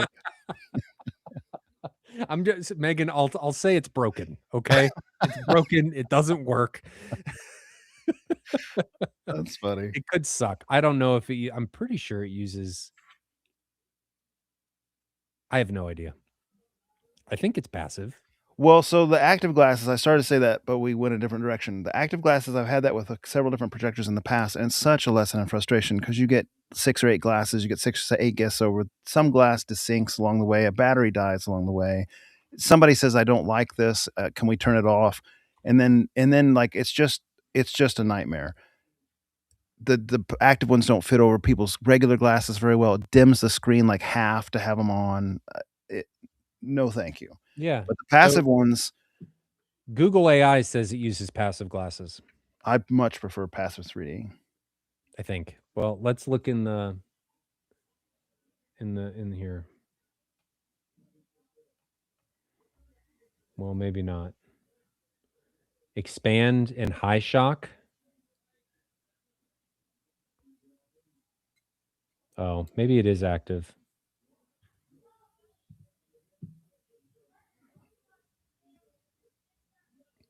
I have no idea. We'll look into this more. We won't waste any more time on this. We got another super chat in here. Sorry, from BTC Ohio. You want to skip down to that one? We usually try to do those right away. Go ahead and pull it up. Oh, I see it. Oh, we didn't do John Durant's, did we? No, we didn't. We'll do John Durant's and do BTC Ohio's. Sorry, John. 9.99 from John Durant. Sorry for sucking at our live stream. You guys send super chats like, I want to ask a question. I want to do it now. And then we just ignore you. Thanks very much for the To the back of 9.99. the queue. What's your guys' thoughts on the Stereo Integrity 24 and the GSG sealed flat pack? I'm running 818 Seaton sealed subs now and just ordered 2 GSG to add to my front stage for help with infra. That'll be nice. Well, that'd be good. I like Seaton submersives a lot, so you got a good start, and he's got 8 of them. Like, he's already doing well. Those 24s will add quite a bit. Mm-hmm. Quite a bit. Yeah, you don't know what you're missing until you're going to experience this. Yeah. Yeah, there's a whole nother level down there that those 24s are going to unlock for you. You'll have to tell us more, John, about how you want to hook that up. I'm looking at your little picture in your room. It's kind of small, but it looks great. Looks like you have a nice setup. Are you gonna run them like, say, DC to 25 hertz or 30 hertz? Are you gonna overlap them more than that, or what's your plans? Give us another little tidbit of what you're gonna do. He's going to pull a Doug and run him near field. So, quick story about that. One of our guys in Kansas City, Doug Chapelot, had 24s near field built into his bar. So his couch was right in front of a bar, and the 24s fired directly in the back of the couch. And we're watching John Wick, and he always runs his subs so hot. When I've asked Doug, how do you calibrate your subs? How do you gain match your subs? Because I'm always thinking, like, what are you doing in here? Like, so bassy. He's like, oh, the way I calibrate is I just turn it all the way up till I see a clip light, and then I turn it down 1. And that's how I calibrate my subs. I was like, that's so awesome, but it's crazy. So we were watching John Wick 2 or 3. I don't remember which one. The one where there's waves crashing against like a terrace or something out there. It's a not exactly your reaction, exactly what I expect. It is a scene that you would expect nothing from, and we're watching it and we're flipping seats, and I happened to get the seat right in front of the 24 at that time. No. And when those waves were crashing up like ocean waves in the background, it's not even part of the scene. Like, it's just like so Magneto's helmet with BEQ. Yes. It's like an ambient noise in the movie, but those waves crashing were creating a lot of infrasonic bass, and it was like making my whole back move. And I was like, holy crap. So I went home and I was like, this would be a cool demo scene. I'm gonna have to play this. And I played it back at my normal levels, and there was nothing. Nothing. I was like, all right, how hot were you? You turn around and he's just got banks of car batteries sitting behind the chair. Yeah. So funny. You'll have fun with that, John. You may break some stuff. You'll have fun. That's how he sets his gain in sub. That's the other story is what was it down there, an orbit shifter or something, when Doug was running around trying to screw drywall back into a ceiling that was falling off at his 4,000 ULF from JTR. newly renovated, literally knocking down drywall in an unfinished basement. And then there's Doug running around. He had a sling on, was running around with a screw gun, tied it down. He was actually said he was thankful because it was figuring out all the loose stuff before he had his other system in there. It was a room he was building. It was really wild to watch. Now to BTC Ohio. Thanks for the $10, my friend. If I have 4 Ultimax 215s and I have 1 Behringer NX 6000 amp, how would I best hook up the 4 subs to 1 amp? Anything needed between a Denon 3800H and the NX 6000, such as voltage adapters? I don't think you're going to be able to do that. And I say that because I don't think the NX 6000 will run at a 2 ohm load. And I think that's how you'd have to wire up 4 subs to 1 amp. I tried that originally with my UM1822s, and I think they have the same voice coil arrangement, which is dual 4. So you can either run them as 2 ohm or 8 ohm. No, dual 2s. So you can run them as, let me look it up. Let's just make sure. Which one is it? Ultimax 2. Jonathan's just making stuff up again. What it amounted to is I was trying to run the NX 6000 at 2 ohms with 2 of them. So that would be 4 ohms each. So they would be dual 2 ohm subs. That's what it is. That didn't work. The NX 6000 amp would power cycle because that load was too low. It's only rated for 4 ohms, and 2 ohms doesn't work good on that amp. So you could try to run them at 8 ohms, but then you're losing quite a bit of power headroom that you could otherwise have. That might be okay. if you ran them both at 4 ohms and then ran them in series to make them 8 ohms, that would work per channel. But you'd only be getting, each amp would only probably getting about 1,000 watts, I think. So, yikes! You might be looking at another NX amp if you really want to give them some juice. Let's see. I'm gonna make sure that they're voice coil like I think with impedance. I think UM182 voice coil impedance. Yeah, 2 ohm voice coils. So it's the same exact scenario that I ran into. You can wire each one either 4 ohms or 2 ohms. If you, I'm sorry, 4 ohms or 1 ohm. If you combine 2 of them and as 1 ohm, you'd have a 2 ohm load, and the NX amp won't be happy doing that. You could you could do the 2 4s and make an 8 ohm load, but NX 6000 at 8 ohms is not very much. At 8 ohm power. Let's see what it says. It says 2 by 1600 watts into 8 ohms. Behringer always overrates by about a third, so you're really looking at more like 1,000 watts, like I said. So I was on the right track. 1,000 watts divided by 2, you'd be giving each driver about 500 watts. Is that enough? You could start there, and if you want more power, say you want to give 1,000 channel, you're probably going to want to go to a second NX 6000. Or you could even probably do 2 NX 3000s and be okay with that kind of load, because you'd be getting around 1,000 per amp per channel. So 2 NX 3000s might be a better match. That's my story, and I'm sticking to it.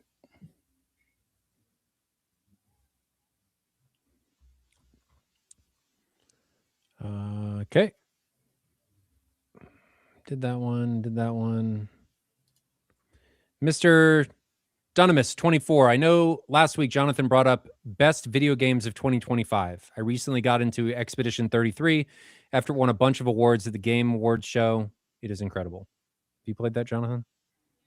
I haven't, but Kevin Salty Toes has been playing that and really likes it. What's it about? It's like a story adventure type RPG with some timing based fighting, I think. Like instead of just being strictly turn based, there's some like timing elements to it. It looks like it's got really good graphics. I looked it up the other night. I haven't played it. With the brightness level of your Christie projector, would it be better to use a black screen? I don't really know. It would definitely give me a better perceived black floor, and I have looked at doing a gray weave. There are a couple of them coming, but I don't know. Have to play with it. I'm just ready for Vader. That's all I want. That's all I want for Christmas. I didn't get it. Have to wait for next Christmas. Hopefully I get it. Can't wait. Johnny asking a question about the Martin Logans again. Okay, thanks. After soundproofing, the ceiling will be 7.6 feet. Been able to buy a few 35s for wides off eBay. Would you go with the fixed angle XTC8s over straight down? Are they angled 30 degrees? I would do the angled ones and not straight down. For sure. For the Atmos speakers. Would you agree? Would you angle them back towards the main listening position? Absolutely. Yeah. Would you do on ceilings if his ceiling is 7.5 feet? How tall is he, and how tall is his gas? Because you will wear a mark on your head every once in a while. Because 7.5 feet, these speakers are probably about a foot tall. I would hit my head at that level, and so would you. Yeah. That would be painful. I'd probably, with the mount and everything, yeah, I would do in ceilings. You'll be too low. Unless you mount the speaker on its side, which I get. No, you can't do that with the Martin Logans because their dispersion is different, vertical to horizontal. They have a very limited vertical dispersion. So unless you are playing into that realm correctly with the speaker placement and covering your entire seating area, maybe you only care about your reference position.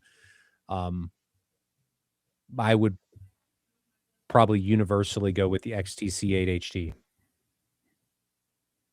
Jonathan, agreed? On ceiling, in ceiling? It's not very much experience. If you do On in ceiling ceiling, versus in ceiling was 7.5-foot ceiling.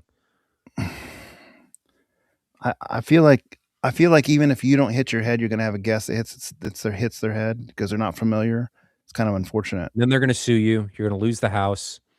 Just Is that an write option? down I hit till the my head at day. your house. I didn't know that was an option. I mean, it was an option, you just didn't click the button. You I were don't in think you were in the RPG. The prompt was there, you just didn't choose it. I don't think wha I don't And I'm think that sitting over there spamming the next scene button. what's the name of the time that has to pass before you can't sue anymore? I don't think that's passed. I think I'm still in the window. I'm gonna have to talk to I my don't know what judge. you're talking about. The Man VR Center now Statute of belongs to limitations? Archaea. I don't know what you're saying. No, I don't remember you hitting your head. Oh, man. No. There were Alright. never any speakers on my ceiling. I have no idea what you're talking about. Pretty funny. King Titus, what are your guys' thoughts on the Sony Bravia 789 projectors? They don't seem to get talked about as much as the JVCs or Epsons. Do you have an opinion, Jonathan? I do. Are you gonna have a rep mad at you if I give my opinion? I'm not giving the opinion. So So we saw the Bravia 9 and the JVC NZ900 and the Epson QL3 7000 at a flagship comparison projector shootout that we hosted at Chirpy's house in February, something like that, last year, March, April, something like that. something like that. And the Sony Bravia 9 was the group's least favorite of the three. It did one scene that everyone kind of liked it on, that derpy cricket bug on the Planet Earth disc. Mm-hmm.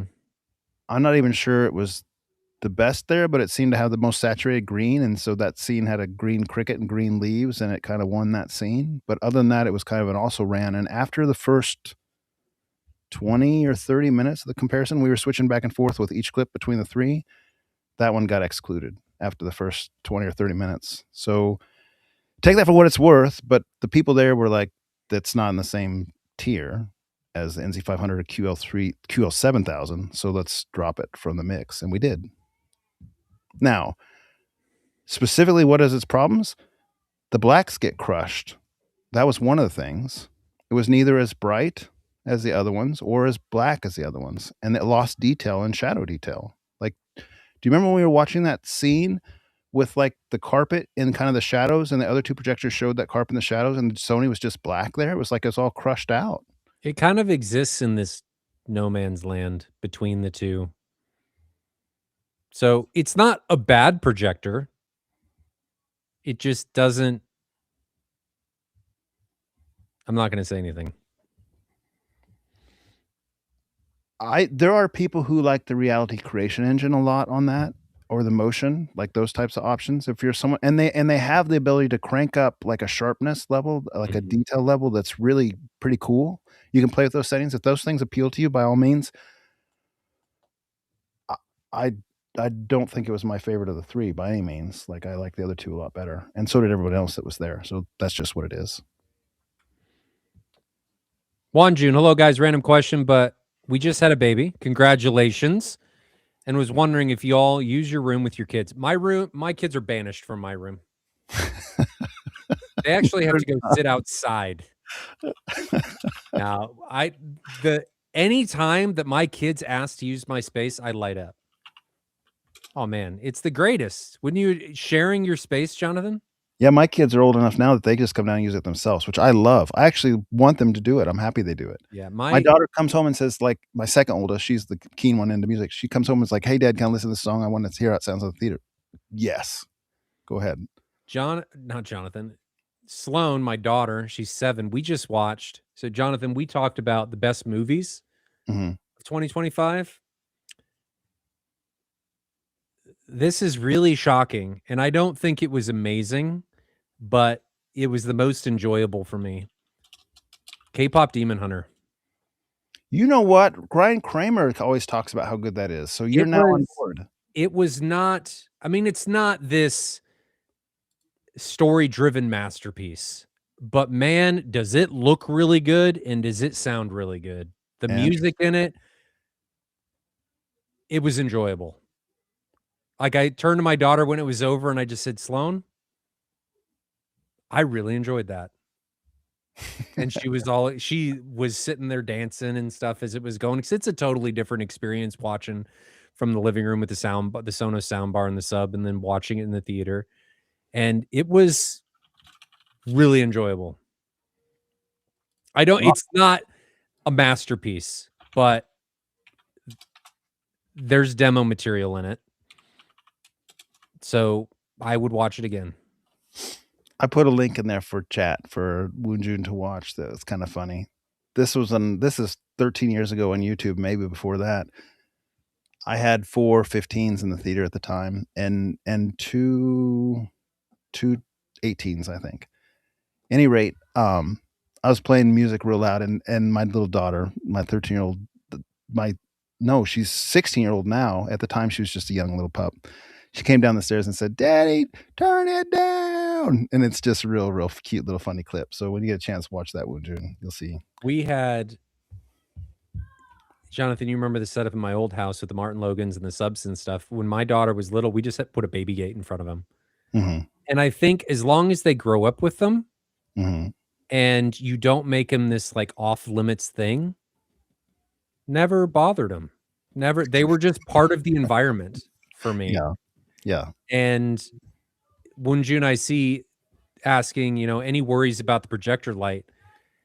Yes, truly, honestly. A Yes, little bit. but the expectation, I just had a conversation with her and just Same. said, listen, this room, if you want to use it, that project, like I do with everybody, it's treating my kids no different than I'm going to treat a guest that's over there and just explaining, hey, don't look at this light. Walk in. If the projector's on, kind of come in at a side or just look down. And that's exactly what she does. There's nothing to worry about. I mean, they're smarter than you think they are. They're, and if they're not, they're going to figure out really fast when they look into the light and go, oh, shouldn't do that. And they're not going to do it again, unless they're special, which in that case, you may have to take more precautions. But my daughter, my son, no issues. Yeah. None at all. I love sharing it. Love it. I have a little bit of concern with the projector light, but as I've learned a little bit more about how the laser lights work on the forums, I've become a little bit less concerned about that, because when you first think, all right, lasers and laser pointers and like direct laser beam and damaged retinas and all that stuff, it's a little bit off-putting or scary. But when you read about it, it's really a laser bank, and it's diffused by the time it's coming out of the lens, to the point where it's not the same thing as like a laser pointer being shot in your eyes by any stretch of the imagination. Now you shouldn't just sit there and stare into it, of course, but it's Now just I'm not. just imagining you watching test patterns directly from the projector, just not even looking at the screen, just back at it, and it's just OLED burn across your face, just burning into your eyeballs. Now, I do think there's a funny little story about the Valerian Pro melting a pillow at your house. Can you tell us about that, Ryan? Oh, yes. So it can't truly be strictly like lamplight. I mean, Kate, take that and consider I that. don't know how that happened. A lamplight doesn't melt a pillow. I mean, a pillow, it wasn't even touching it. It got close to it, and Bob and I were playing with some stuff, and we look at each other and just go, "What's that smell?" And look down, and the pillow is smoking. It's got I'm not trying to knock Valerian, but supposedly Valerian had, like, this anti-burn sensor. That did not work. That was on the Pro 2 in November of Did not 2024. work as the pillow was smoking. So that happened. So that does give you a little concern. But also, if I'm being just really frank here, I don't know if the light coming out of the Valerian is the same as the light coming out of the Epson or the No idea. JC. I don't know. I do know that I've read on the forums that some of the Valerians were melting ND2 filters, which are like glass plate covered contrast enhancing filters. I had an ND2 filter on my Epson LS 12000 and it never melted. So I don't I don't know. I mean, the thought has crossed my mind with any of these things. Like, when we get 20 years down the road, are they gonna be like, "We shouldn't have introduced this publicly because it has We're results." all in retirement homes and we can't Yeah, see. We're just blind walking into because we get walls. the convenience of laser lighting. I don't think that should be the case from what I've read. I don't expect that to be the case, but yes, it's a little bit unnerving. Hmm. Macro, coming back to the QL7000, I'm not sure how the native contrast comes into play for black floor with dynamic laser dimming. I was kind of talking about measurement of the minimum on laser level of like 150-inch screen, 1.0 Oh, gig. it comes into the play 100% of the time, in my opinion. Laser dimming, dynamic laser dimming, full fade to black is one thing. Excellent. QL3000, QL7000, excellent. Laser dimming is not all laser dimming is not equal. Like, EBL laser dimming works very differently than Epson's laser dimming works very different than JVC's laser dimming works very different than Christie's laser dimming. It's not a one to one type thing. And Epson's dynamic laser dimming is slower and perhaps less prone to have artifacts because it's slower, but it's not as strong by any sense of the imagination. So native contrast comes into play because the QL's like 3001 and these other ones are higher than that. And dynamic laser dimming is slower, besides the full fade to black on the Epson, and not as aggressive or not as strong. And so you don't get like the screen never tightens down to where you get rid of that gray with the QL. Mm-hmm. So where the Valerian tightens it, it's almost like a fog or a haze is lifted off the screen. You know what I'm talking about, Ryan, for sure. So Christie just released this on the Griffin and the M4K. And while it's not perfect yet, there's some issues with some laser bank stuff and some other things because they just released it. It is mind boggling going from 300 nits to nothing instantly. Like it is, when it works, it is stark. And it But is, that's full fade to black. I'm talking more about like yeah, I'm just saying what we yeah, have. yeah. Vader is a totally different ball animal. Um, Everybody does things very, very differently. Like Vader is totally different than what everybody else is doing. And it's just a different stroke for different folks. Which one's the best? I don't know. I think we can macro proxy. I think I can explain that to you real easily if you watch that video we released earlier this week on the screen. And I could probably pull this up while we're asking the next questions or whatever, and kind of give you an idea. Even though the native contrast is fairly similar between the Valerian and the LS12000, in fact the LS12000 has a better native contrast Mhm. than the Valerian. It's 5001 versus 4001. But when EBL kicks in, that dynamic contrast changes a ton, way more than the LS12000 did, way more than the QL series will. And so, like that scene where it's incredibly black on that Dark Phoenix when they're coming up on the trees and the aliens first come out behind those trees, where it's just kind of like a gray, foggy, kind of hard to see on the QL or kind of hard to see on the LS12000. The Valerian made that like just Yeah. really super But the clear and trade-off there was you stark lost contrast. color volume. You lost color volume and you lost brightness, Yeah. but it was a worthy trade because now you can see what's going on in the scene instead of a gray Yeah. haze. So it's not all EBLs are created equally. And this is why people are so excited about Christie's Vader, variable dynamic range, which is designed for a commercial application, but it's coming to residential, is because the demos that I've seen of it, where they had two projectors sitting side by side, and you guys have probably heard me talk about this before. Two projectors sitting side by side, identical calibrated displays, one with variable dynamic range, one without. When they turned VDR on with one, the color did not change. The black floor did. So everything got darker. Color, for whatever reason, the brightness, and it could have just been the perception, like the overall color brightness could have gone down, but because everything was darker, it perceptually stayed the same. The color to everybody's eye looking at the screen and its brightness and its color did not change. So That's a that's big really reason cool. why everybody's very excited, because typically one of the compromises you give up or you make when you're doing something like EBL is color. Things get dimmer. Things don't track uniformly. Um, so hopefully when Vader releases, and I'm hopeful because it is a commercial product and I don't think the commercial theaters will tolerate that, um, it does what we want it to do. We're I looking can at show Jonathan's I can phone. show this real good, I think. I mean, as well as can be expected with a crappy action cam, I think I can show him exactly what we're talking about so he doesn't have to watch the other video. Stand by just one second. I'm going to share my screen and I'll hopefully show you. All right. So let me go back to our cast here and say share screen. And we'll go to, can I do the entire screen? And then share. And then I'll pull up DaVinci. Okay, Ryan, do you see my screen? Mm-hmm. Okay, so this is that scene, and this is the Epson LS12000 on the right, which has better native contrast than the QL, and the Valerian on the left. Because we're introducing this clip, you can't rely on the color differences the camera sees because the wavelength is different on the Valerian, and it always will show up as a little bit red with this typical camera.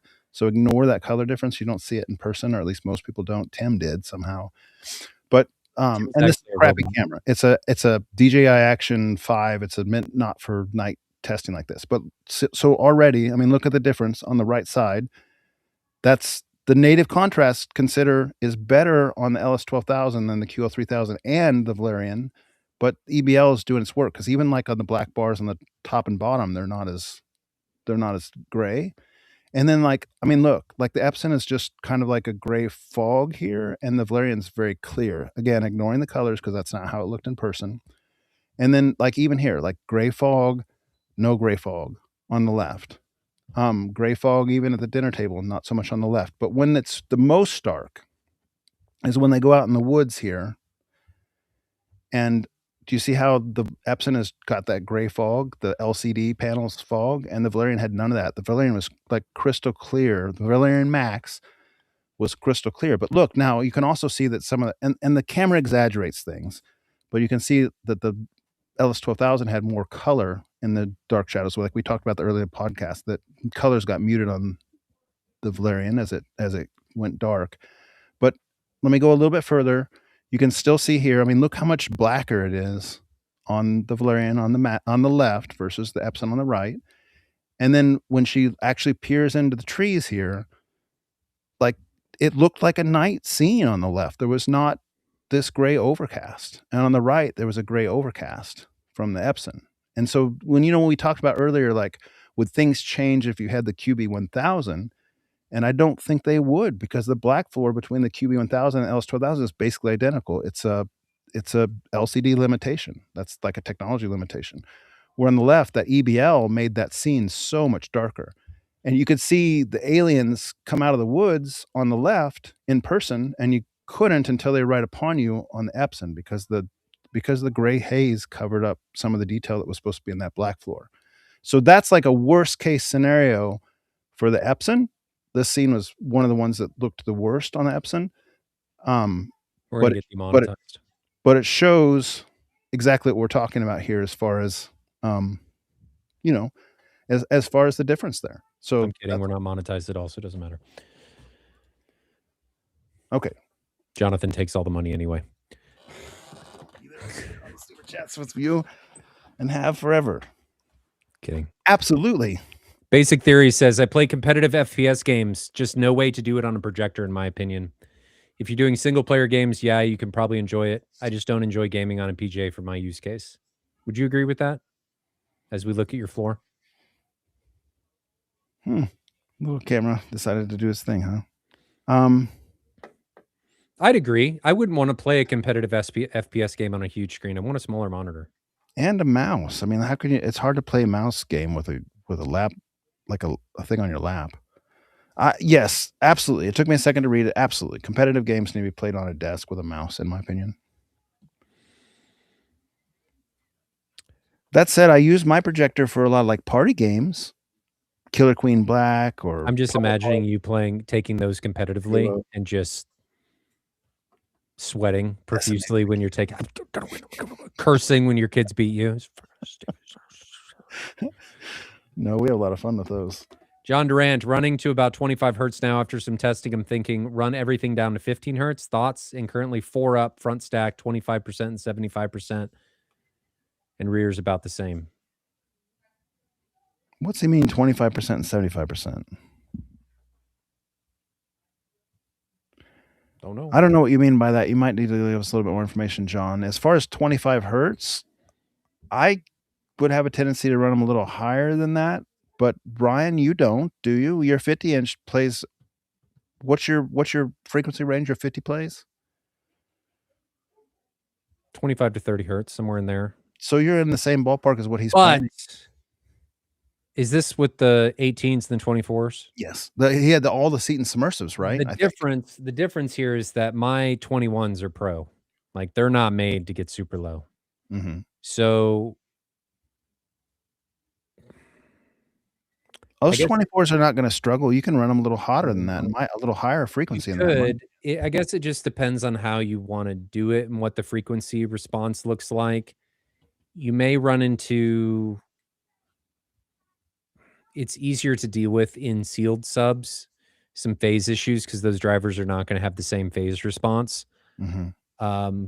So typically dealing with that single crossover is a little bit easier than trying to blend them all together and get the same phasal response uniform. I like the 25 to 30 hertz crossover if that's what you want to do. But the other part is, how much are you trying to pump? Do you think the 24s are going to benefit at all by having the 18 support them? Or do you think they'll even care? I think you just play with it, John. Like, try 25, try 40, try 60. Like, see what you like, and then adjust from there. Do measurements, get your REW out, your Omni mic out, do measurements, see if you got phase issues or anything that come up. Look at multiples of the port tune if you're doing ported to make sure you're not introducing artifacts at the higher frequencies. Like, that can be an issue. Just play with it. See what you measure out. This is the last question. Nope, we got one more after this. Daniel Philpott 00 decided to go for the gusto and get a pair of JTR RS2s. They are up front and was considering using REL 1510s from my secondary system as a near field behind my seat. Would you do that? REL 5010. Is that the ones you had? No. Which REL subs did you have? It's like the Predator. The REL 1510 is like the Predator, the 15-inch sealed box.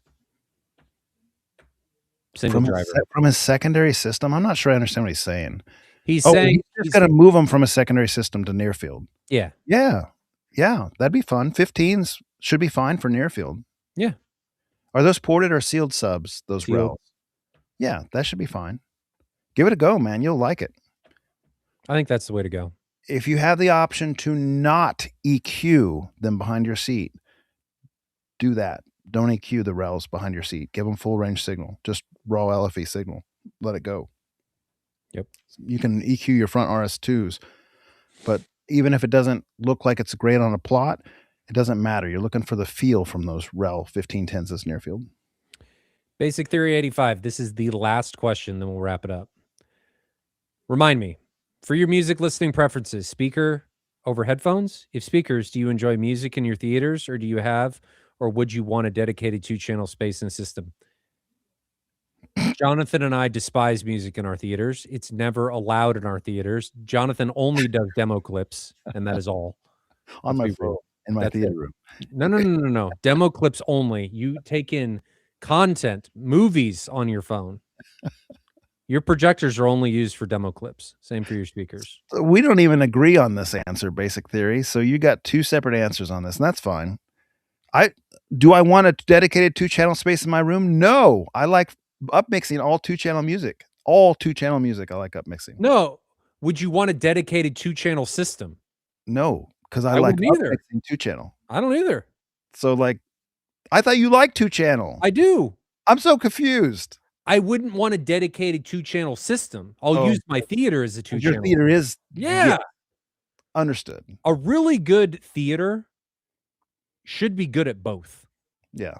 Absolutely. I have zero desire for dedicated No two-channel. desire. I can say my two-channel experience in my room is the best I've ever heard. Mhm. I've been in a lot of rooms. It's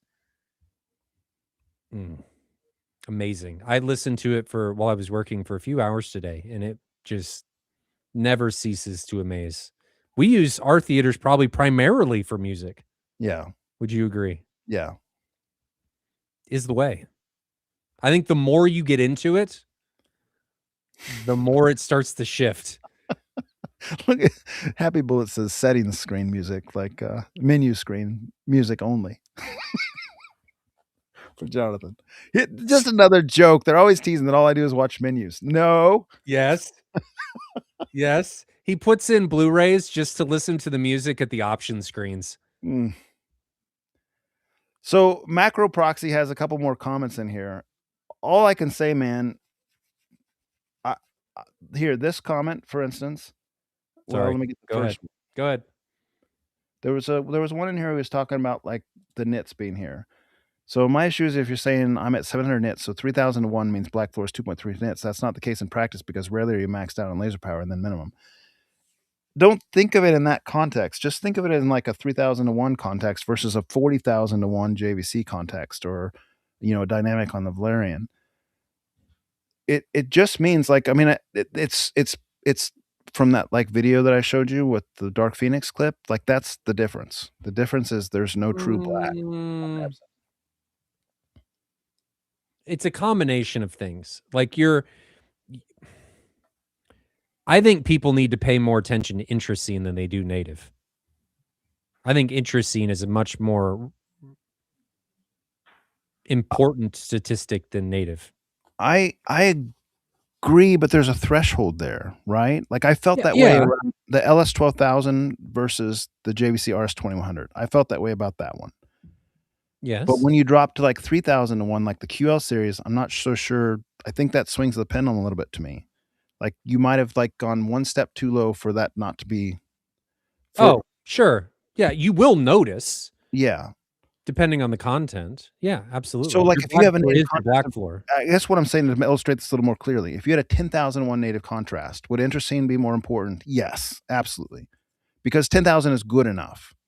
If you had a 5,000 native contrast like the LS 12,000, is intrascene more important? Yes, probably, because 5,000 is mostly good enough. I mean, you and I were both kind of in the 5 to 6,000 range with the Christie and the LS 12,000, in that range, right? When you drop to 3001 with the QL series, you're tiptoeing on that line where you wish you had a little bit better native. And is intrascene still more important? I already have good intrascene. The QL 3000 and QL 7000 have good intrascene, Well, look at his latest comment. but you long a little bit It for the says native. that can't be the case because you said the Valerian was darker with the same light rating and less native contrast. It's because of EBL. Yeah, that's the dynamic dimming equivalent of Native what. contrast is not dynamic contrast. Dynamic contrast is the EBL. It is your laser dimming. The native on the Valerian with the fixed dynamic contrast was like 4001, so less than the LS 12,000. But So when if the you EBL did kicked in, not it was if episodes better. if you did not have laser dimming engaged, it would be grayer than the Yes, LS 12,000. correct, No question. correct. But when you enable EBL, that's where dynamic takes over and it gets darker. It does not mean that your native contrast improves, Correct. but EBL makes it darker. I'm confused. We must be missing what he's saying Because here. EBL, the QL does not, and the LS do not have EBL. That's right. They They have have, their own form of dynamic laser dimming, they all do. Like, but it's there's still that. fade to black. Well, that's not. I mean, yes, it is a form of it, but they have laser dimming, like high speed contrast, for instance. I think what Epson calls it. I guess. It's laser dimming, and it handles it different. JVC, like we talked about earlier, they all handle laser dimming differently. You bring up white text on a black background, they all handle it differently. That's fair. But the dynamic engine on the Epson is not as aggressive or fast or ultimately as effective as EBL was on the Valerian. Just Yeah. isn't. Yeah. And likewise on the JVC, it already has like freaking 40,000 to 1 type native contrast, and then it has dynamic contrast to boot that can make it go higher than that, 80,000 to 1 or something, right? They Mhm. all have their dynamic capabilities in adjacent to their native capabilities. I macro proxy, if you haven't been to a projector shootout, and maybe you already know all this stuff and we're just He's not been to speaking the M-Wave. same language, but go to he has been one you said? He's been to M-Wave. Okay. Okay, so all that aside, one thing, and I talked about it in that video earlier this week, I've just got further confirmation in this last get together that we all see so differently, and different aspects matter to different people, and that's all okay. And it comes everywhere from like contrast concerns to clipping concerns to frame interpolation concerns to color concerns. Human eyes see differently. And so if you're not bothered by native contrast, great, great. That's And all I you and I are not bothered as much as some other people are. That's correct. Well, I think we're kinda middle of the road. Like, Yes. 5,001 is to me is acceptable. I'm okay with that. As long as you have good enough skew in the other directions, yeah, it's fine. Yes. With Intercene being really high and 5,001, that's Now, okay. you would agree, though, that if we had better, Yes, it yes, would be better. But yes, with what we're chasing and what you and I value, which is brightness and yeah, Intrascene, yes, we are comfortable with that lower number of native. yes. Yes. And I Agree. personally think 3,000 is tiptoeing that line of Yes. not good enough contrast. It My eyes. becomes a compromise of deciding what is my end goal with this space? Am I chasing brightness? Am I chasing black floor? The answer to that question determines what tool you need to use to get the job done. Yes, and that's not to say I don't appreciate the QL3000. I use the QL3000 more than I use my NZ500. I appreciate it a lot, but it does mean that I also can very clearly tell when the JVC is gonna be a superior tool for the job. Yep. Like, if I'm watching Harry Potter 8, I'm gonna be watching it on the JVC. Me, personally, my eyes. If I'm gonna be watching something like Art of Flight that's got all kinds of snowscapes out there, I'm sure as heck gonna be watching on the QL3000. They both have great intercene, but the native contrast difference is otherworldly between the 2, and that's why I have 2 projectors. I think the QL3000 was night and day better on the low gain ALR versus standard white screen. I think it's because it gets blacks down to where it doesn't bother you as much as you have with white. Yeah, I mean, that's probably true, I don't know. I'd be interesting to see the QL3000 on a dark AOLR screen instead of a white screen. You'd lose some of your brightness, that is a calling card, but maybe you have enough to spare. Yeah, we gotta get a gray screen for the Christie to play with. Okay. Let's wrap it up. It's a good stream. Yeah, I had fun. It's the biggest one in a while. We had over 100 people for the majority of that. Good comments too, That good was good. questions. Great questions. I love it when chat's active. It's more And fun. I like and thank interacting. you for the super chats too. We had some nice gifts tonight. It's Thank okay. you. Jonathan keeps it all. It's fine. I don't either. He We does it. share it. We share it equally. He Don't does. even start that. He does share. I actually tell him he needs to keep it, and he's like, "No, we're sharing." He's very, very aggressive on his sharing. It's I not a don't nice sharer. miss He's any. aggressive I'm very sharer. careful on it. Aggressive sharer. Must be an aggressive cuddler. Just I've seen you with the Steal the pillow. pillow. I've seen you with the pillow. It's aggressive. There's no niceness. It's all aggression. Okay. I'll leave it at that. So you're doing 13 Warriors tomorrow. Then we're watching Jonathan's favorite series, Predator Badlands, which is either going to be amazing or it's going to be awful. I've heard good things. Even Nick just told me Predator Badlands is supposed to be pretty good. Who knows with how everything goes out? I mean, who knows? Is this? It's brand new, isn't it? It is brand new. Just came out. Just came out. It just hit Kaleidoscape 2 days ago. That's cool. It is brand new. So it's ready to go. We can watch some demo scenes. And did you watch Tron Ares yet? I haven't. You gonna watch demo content from it or not? No. I think I could probably watch demo content. Unless you're like watching the last scene, like here's the credit roll. No. I won't do that. You can show me demo content. Okay. I'll just make sure it's the credit roll. Okay, we'll wrap it there. Thanks for the episode. Thanks for the stream. Jonathan, thanks for the short notice. So it's fun. And I will see you on Saturday. Do you have any limitations with next week? I don't think so. Okay, we'll figure that out. We'll plan on Friday, but if anything comes up, we'll say it's not Friday and do it a different day like we always do. Stitch All right, says guys. only give Caesar below for movies, so look out, Predator Badlands. Here comes Caesar below? Oh. Yeah. But for our recent movie experiences, Season Below are pretty accurate. Justified. I've had to ban people from chat for the movie recommendations. Yeah, Bruce Barnes, you're never welcome here again. Never again. I'm just kidding, Bruce. Just kidding. But anyway, guys, stay safe in those. I don't even know where I was going to go with that. Enjoy your home theater journeys. Stay safe out there, and we'll see you guys in the next episode. See you guys later.